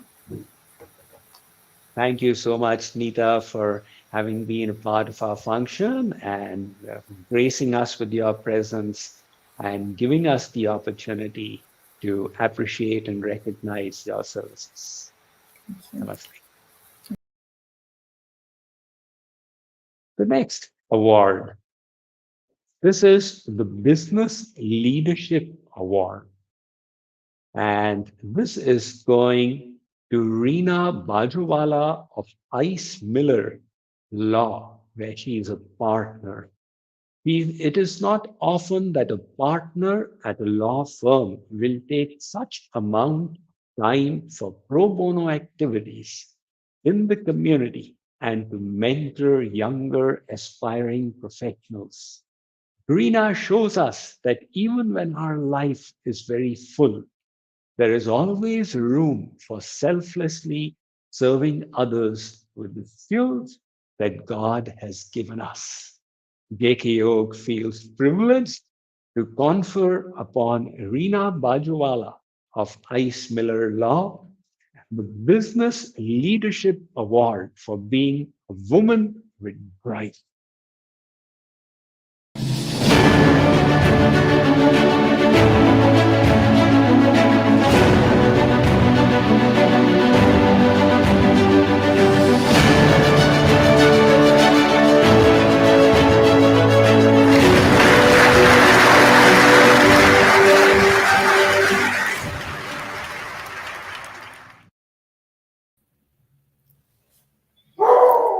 Namaste. Thank you so much for having me. I am so deeply honored and humbled to be a part of this beautiful event and to share the stage with so many other amazing women.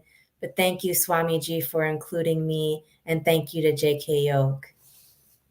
Namaste, Reena. Thank you for gracing our function with your presence and giving us an opportunity to highlight your wonderful activities. We wish you all the best in the great work that you are doing.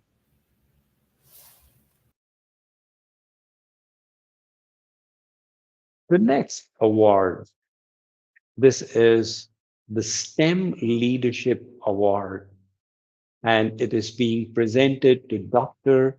Kavita Ramanan, who is Professor of Applied Mathematics. Dr. Ramanan has reached the topmost position in academics. So much effort in schooling, and now she's working on tremendous and complex projects that have won many awards. We are delighted at JKYog to confer upon Dr. Kavita Ramanan the STEM Leadership Award for being a woman with a purpose.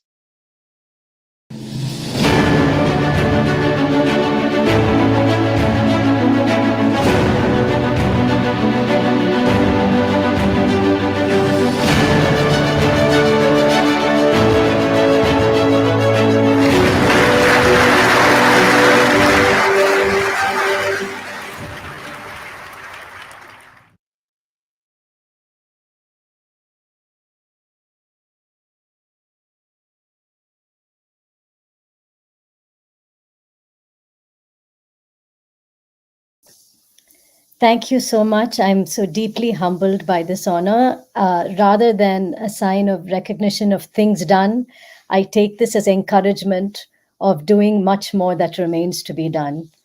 Thank you so much, and I hope that one can unite everybody in these efforts to create greater equity. Thank you, Swamiji, and the JKU. Namaste, Dr. Ramanan. Thank you for gracing our function and for giving us an opportunity to highlight your wonderful work. We wish you ever increasing success in future as well. Namaste.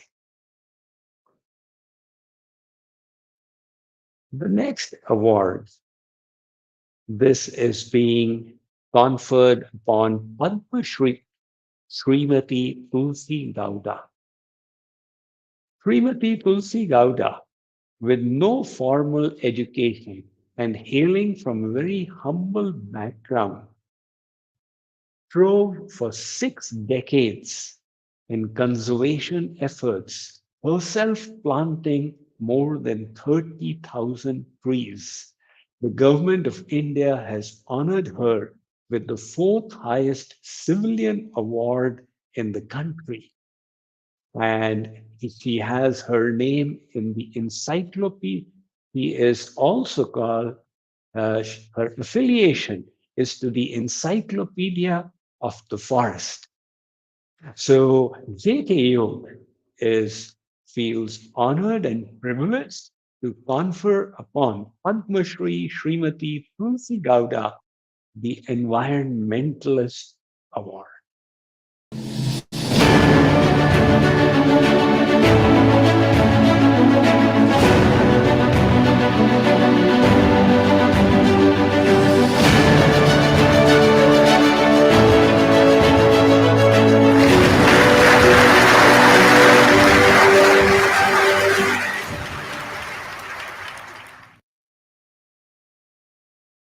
And finally, this award is being conferred upon a youth with a green vision, Prasiddhi Singh.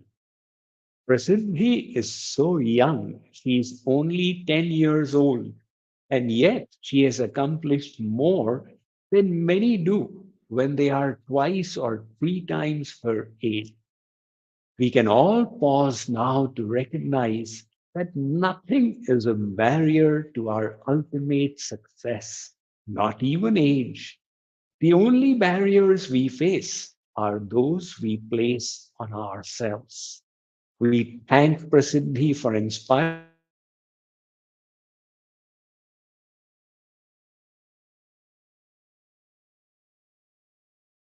with an award for being a youth with green vision.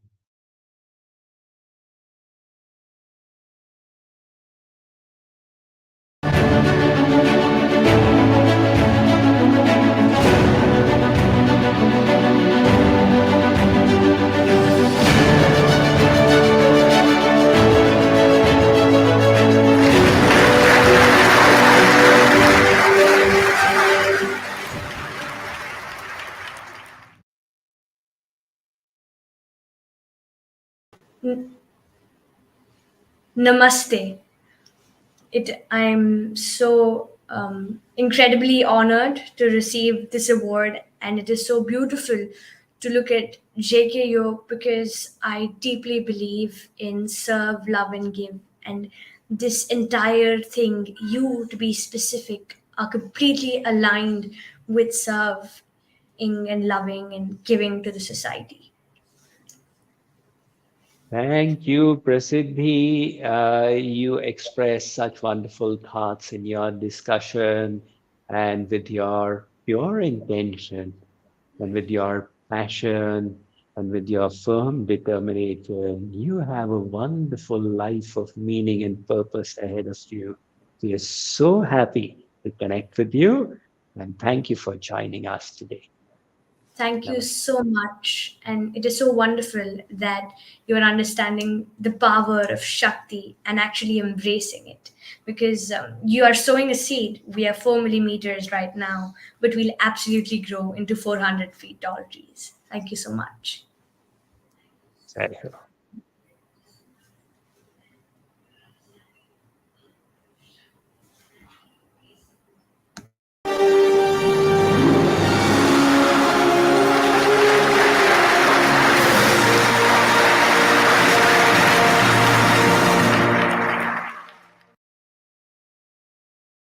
What a beautiful award ceremony, and to see each honoree how their sentiments are and the way Swamiji presented. Thank you so much, Swamiji, for that.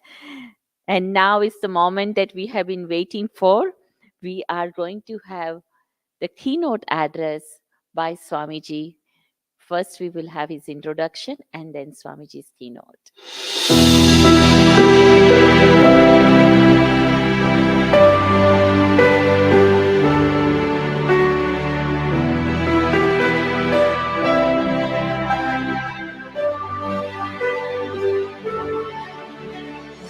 Swami Mukundanand is a global spiritual leader, best-selling author, Vedic scholar, and IIT IIM graduate. Swamiji has an exceptional ability to convert ancient yogic knowledge into wisdom for everyday living. He is a founder of various non-profit organizations like a charitable hospital, a naturopathy hospital, spiritual centers across the world, the beautiful Radha Krishna Temple of Dallas, and is presently constructing a university in Odisha. Swamiji is the best-selling author of The Science of Mind Management and 7 Mindsets for Success. He is the founder of the yogic system called JKYog. By his compassionate and approachable nature, Swami Mukundanand is transforming lives across the world. Ladies and gentlemen, let's welcome Swami Mukundanand.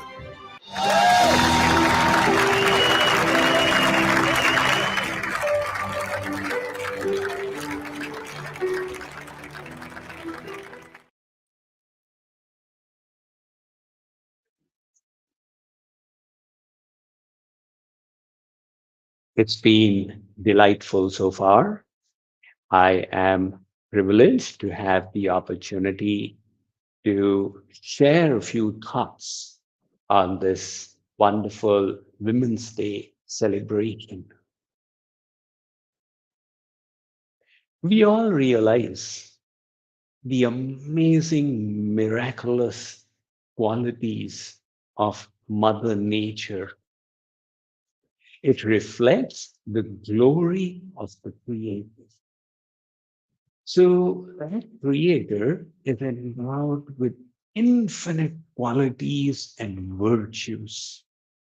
And those virtues are manifesting in the miracle of every atom of creation. However, amongst the finest qualities of God are manifest amongst the feminine species in all of creation, particularly so in human beings.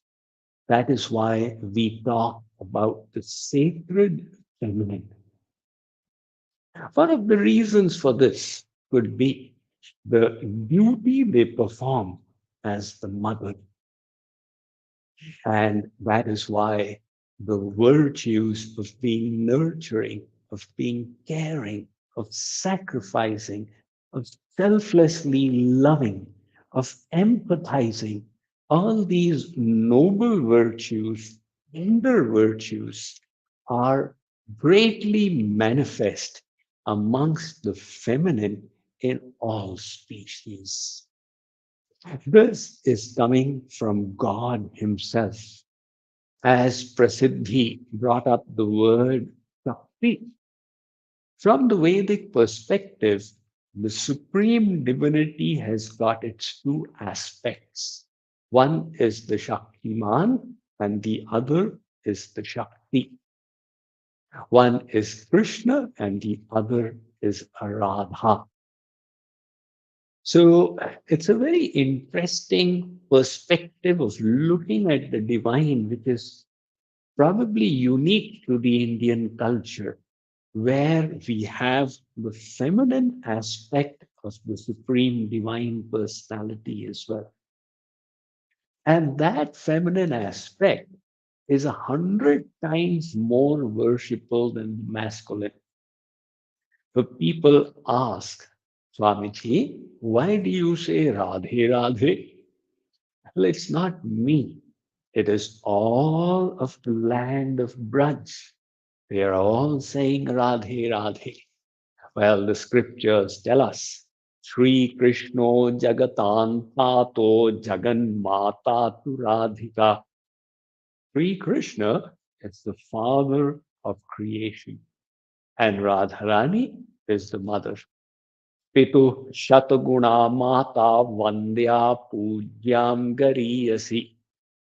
100 times more venerable than the father is the mother. So that is what our Vedic scriptures are telling us. Hence, the Shakti is venerated as the mother of the universe. And we find those qualities of Shakti manifesting in so many ways in nature. The rivers are referred to as Mother Ganga, Mother Yamuna, Mother Saraswati, Mother Kaveri, etc. Why do we say Mother Ganga and not Father Ganga? Because we realize the river is nurturing, the river is causelessly giving. It is so gentle, it is so caring, and spontaneously the feminine aspect is attributed to it. Likewise, we say Mother Earth. Very few cultures would say Father Earth. The same qualities of nurturing, of cultivating, of bringing forth that you find in the mother to such a large extent. The same are there in the earth as well.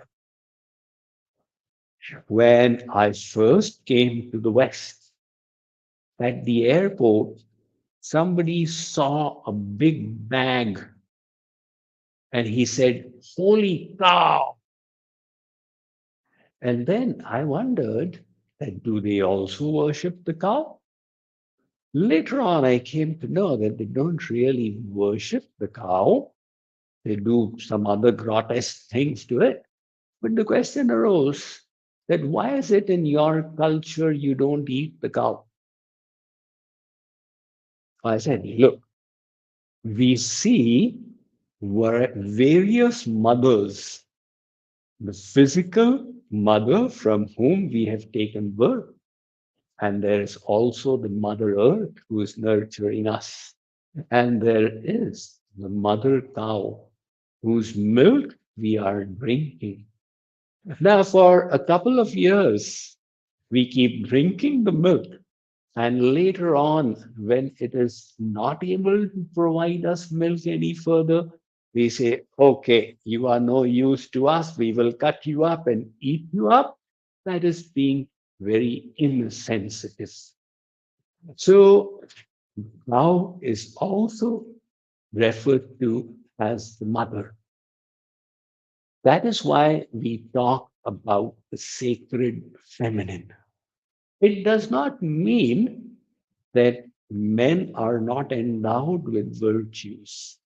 They have their own strengths, the courage, the determination, the energy for industry, etc. There is so many special qualities that are being manifest amongst the masculine, but those feminine qualities are so important for humankind at large. The progenitor Manu had a very high perspective of women, and he put it down in his writings. Yatra nari yastu pujyante ramante tatra devata. Where women are venerated, the celestial gods rejoice. Yatraitastu na pujyante tatra sarva phala riya. Where women are not accorded due respect, where they are not put on a high pedestal, where all kinds of ritualistic practices are futile. So people have forgotten that in from the Vedic times, Vedic society accorded such high respect to women. Just like there were scholars of the scriptures amongst men, there were also scholars amongst the women. The celestial god, the king of the celestial gods, Indra, he received his initiation into education of the universal spirit from his mother Aditi. In the court of King Janak, there was Gargi. She was such a wise and erudite lady that when King Janak announced a scriptural debate, 1,000 pundits participated, out of which in the final round only 8 remained, including guides. And at the end, it was just Yagyavalkya, the great sage, and Gargi. And Yagyavalkya had to admit that Gargi was extremely proficient in the scriptures. Likewise, his wife Maitri, there is a Upanishad by her name, the Maitreyi Upanishad. In Delhi, there's a university to honoring her, the Maitreyi University. So this tradition of respecting women has been an integral part of the Indian culture, where we see in women a reflection of the Divine Mother. And that is why we refer to them as Devi. So these great ladies like Gargi, like Maitreyi, they were the Brahmavadini. Like the Brahma Rishis, there have also been the Brahmavadinis. And in fact, the ancient universities, Nalanda and Takshashila, which are probably were the oldest universities in the world, interestingly, they had co-education where men and women had equal right to education. And how the codes of conduct of that society were, we get an inkling into it that when women were disrespected, it caused wars. So behind the war of Mahabharata was the disrespect accorded to Draupadi. And behind the battle in Lanka was the disrespect to the mother of the universe, Sita. And we see Bhishma himself during the Mahabharata when he came to know that Shekhandi had been a woman in past life, he refused to lift arms. That was the code of conduct that was being followed. Again, in medieval times in Indian society, we again had glorious achievements by women. And Rani Ahilya Bhai Holkar, who in the 18th century, when her husband and son died, he refused to accede her kingdom to the British. He took on the reins for herself. And the way she ruled was so inspiring and educative. He did not try to copy the administrative style of kings, but forged her own with her special womanly traits. So she created the golden era of the medieval times, where she filled her kingdom with rest houses for travelers, with free places to stay. She rebuilt temples, even the Kashi Vishwanath temple that had been destroyed by Aurangzeb, she reconstructed it. He did all this charitable work all the way up to Dwarka, creating, like I said, the golden period. Then again in the 19th century, in the first war of independence, Rani Lakshmi Bai, who's also called Jhansi ki Rani, he actually led India's war of independence, fighting from the battleground itself. It shows that women had the freedom to uh, the rights and privilege like men in society. And then after that, we come across Srimati Ramabai Ranade, who wanted, during the time of the British rule, to emancipate women. And she utilized a very interesting way of doing it. She created the Hindu Women's Public Speaking Club, where women would be trained to be public speakers. It was like a forerunner of today's Toastmasters clubs. And then in the early 20th century, we come across Sarojini Naidu, the great poet who also became the president of the Indian National Congress. And Subhadra Kumari Chauhan, the great writer, whose lines are famous. खूब लड़ी मर्दानी वो तो झांसी की रानी थी.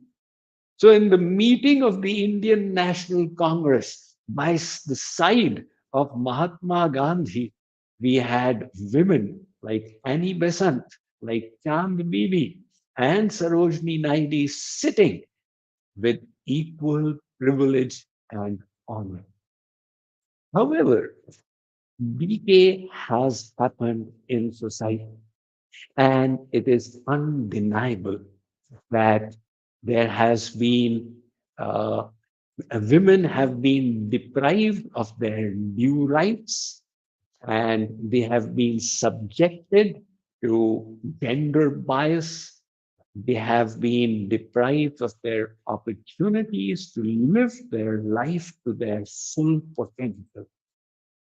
This leaves a tremendous gap in humankind. And why is that so? Well, from many ways. First of all, half of humankind is women.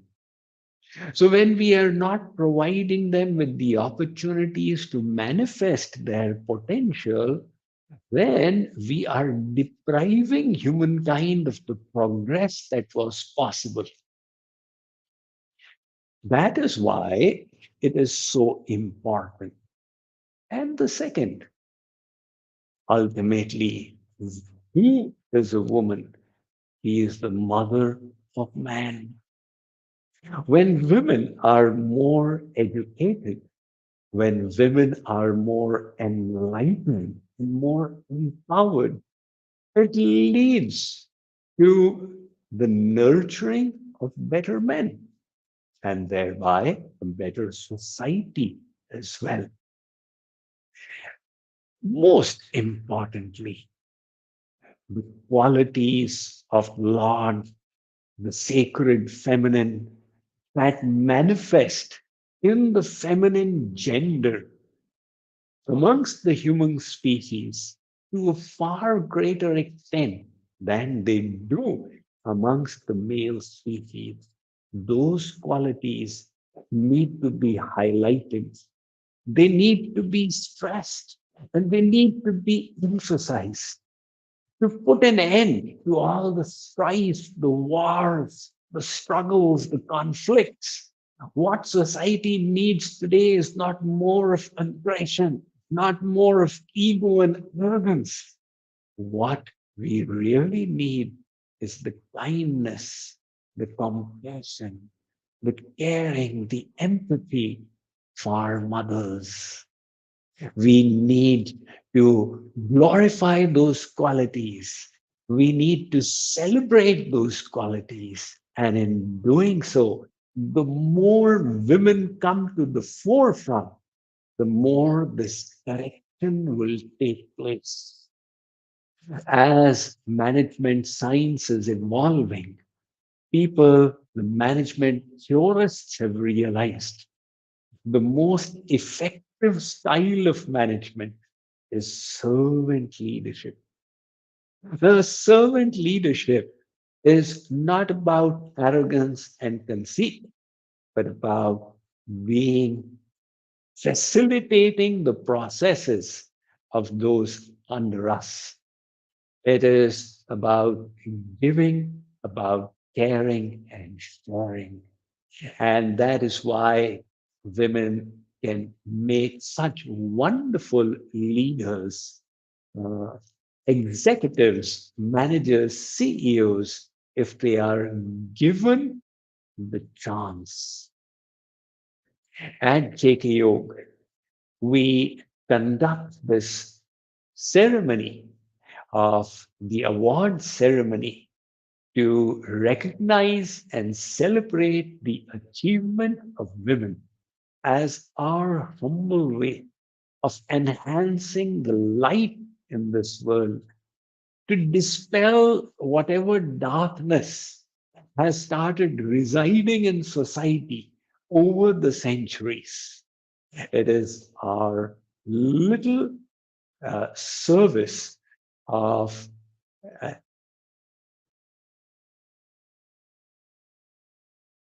conveying to society the message of the importance of enhancing the opportunities available to women. Like I said during the panel discussion, that all these years the emphasis was on equality for women. However, this time the movement has gone beyond and is talking about equity. It is such a wonderful concept which recognizes the diversity in society. It recognizes that there are people who are less privileged than us, who have need for more support, and to give them a fair chance to succeed like the others, a little more needs to be done for them. When women are coming out of centuries of gender discrimination and bias, I think society as a whole needs to go those extra miles to ensure that they all get the opportunities to realize the potential within them. This will help make a better world for all of us, a more peaceful, kind hearted world. It will also be extremely pleasing to God as we enhance the manifestation of the sacred feminine in this world. So, once again, I'd like to thank all the awardees, the honorees for having graced our function. I'd like to express my heartfelt appreciation to all the volunteers who year after year put in the efforts for this function in the service of humankind to make a better world. And my namaste and best wishes to all of you who have joined us for this program today. Thank you all very much. Namaste. Thank you, Swamiji. Loved your keynote address and all the wonderful advices, suggestions you always give us to keep us inspiring, and would like to express my gratitude on behalf of all the JKO as well as the whole world that we are benefiting. You keep on making time for us, and all the honorees who joined today.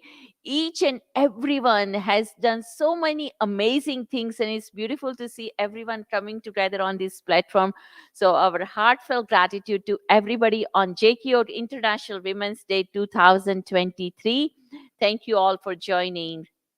Namaste, Swamiji. Namaste, everyone.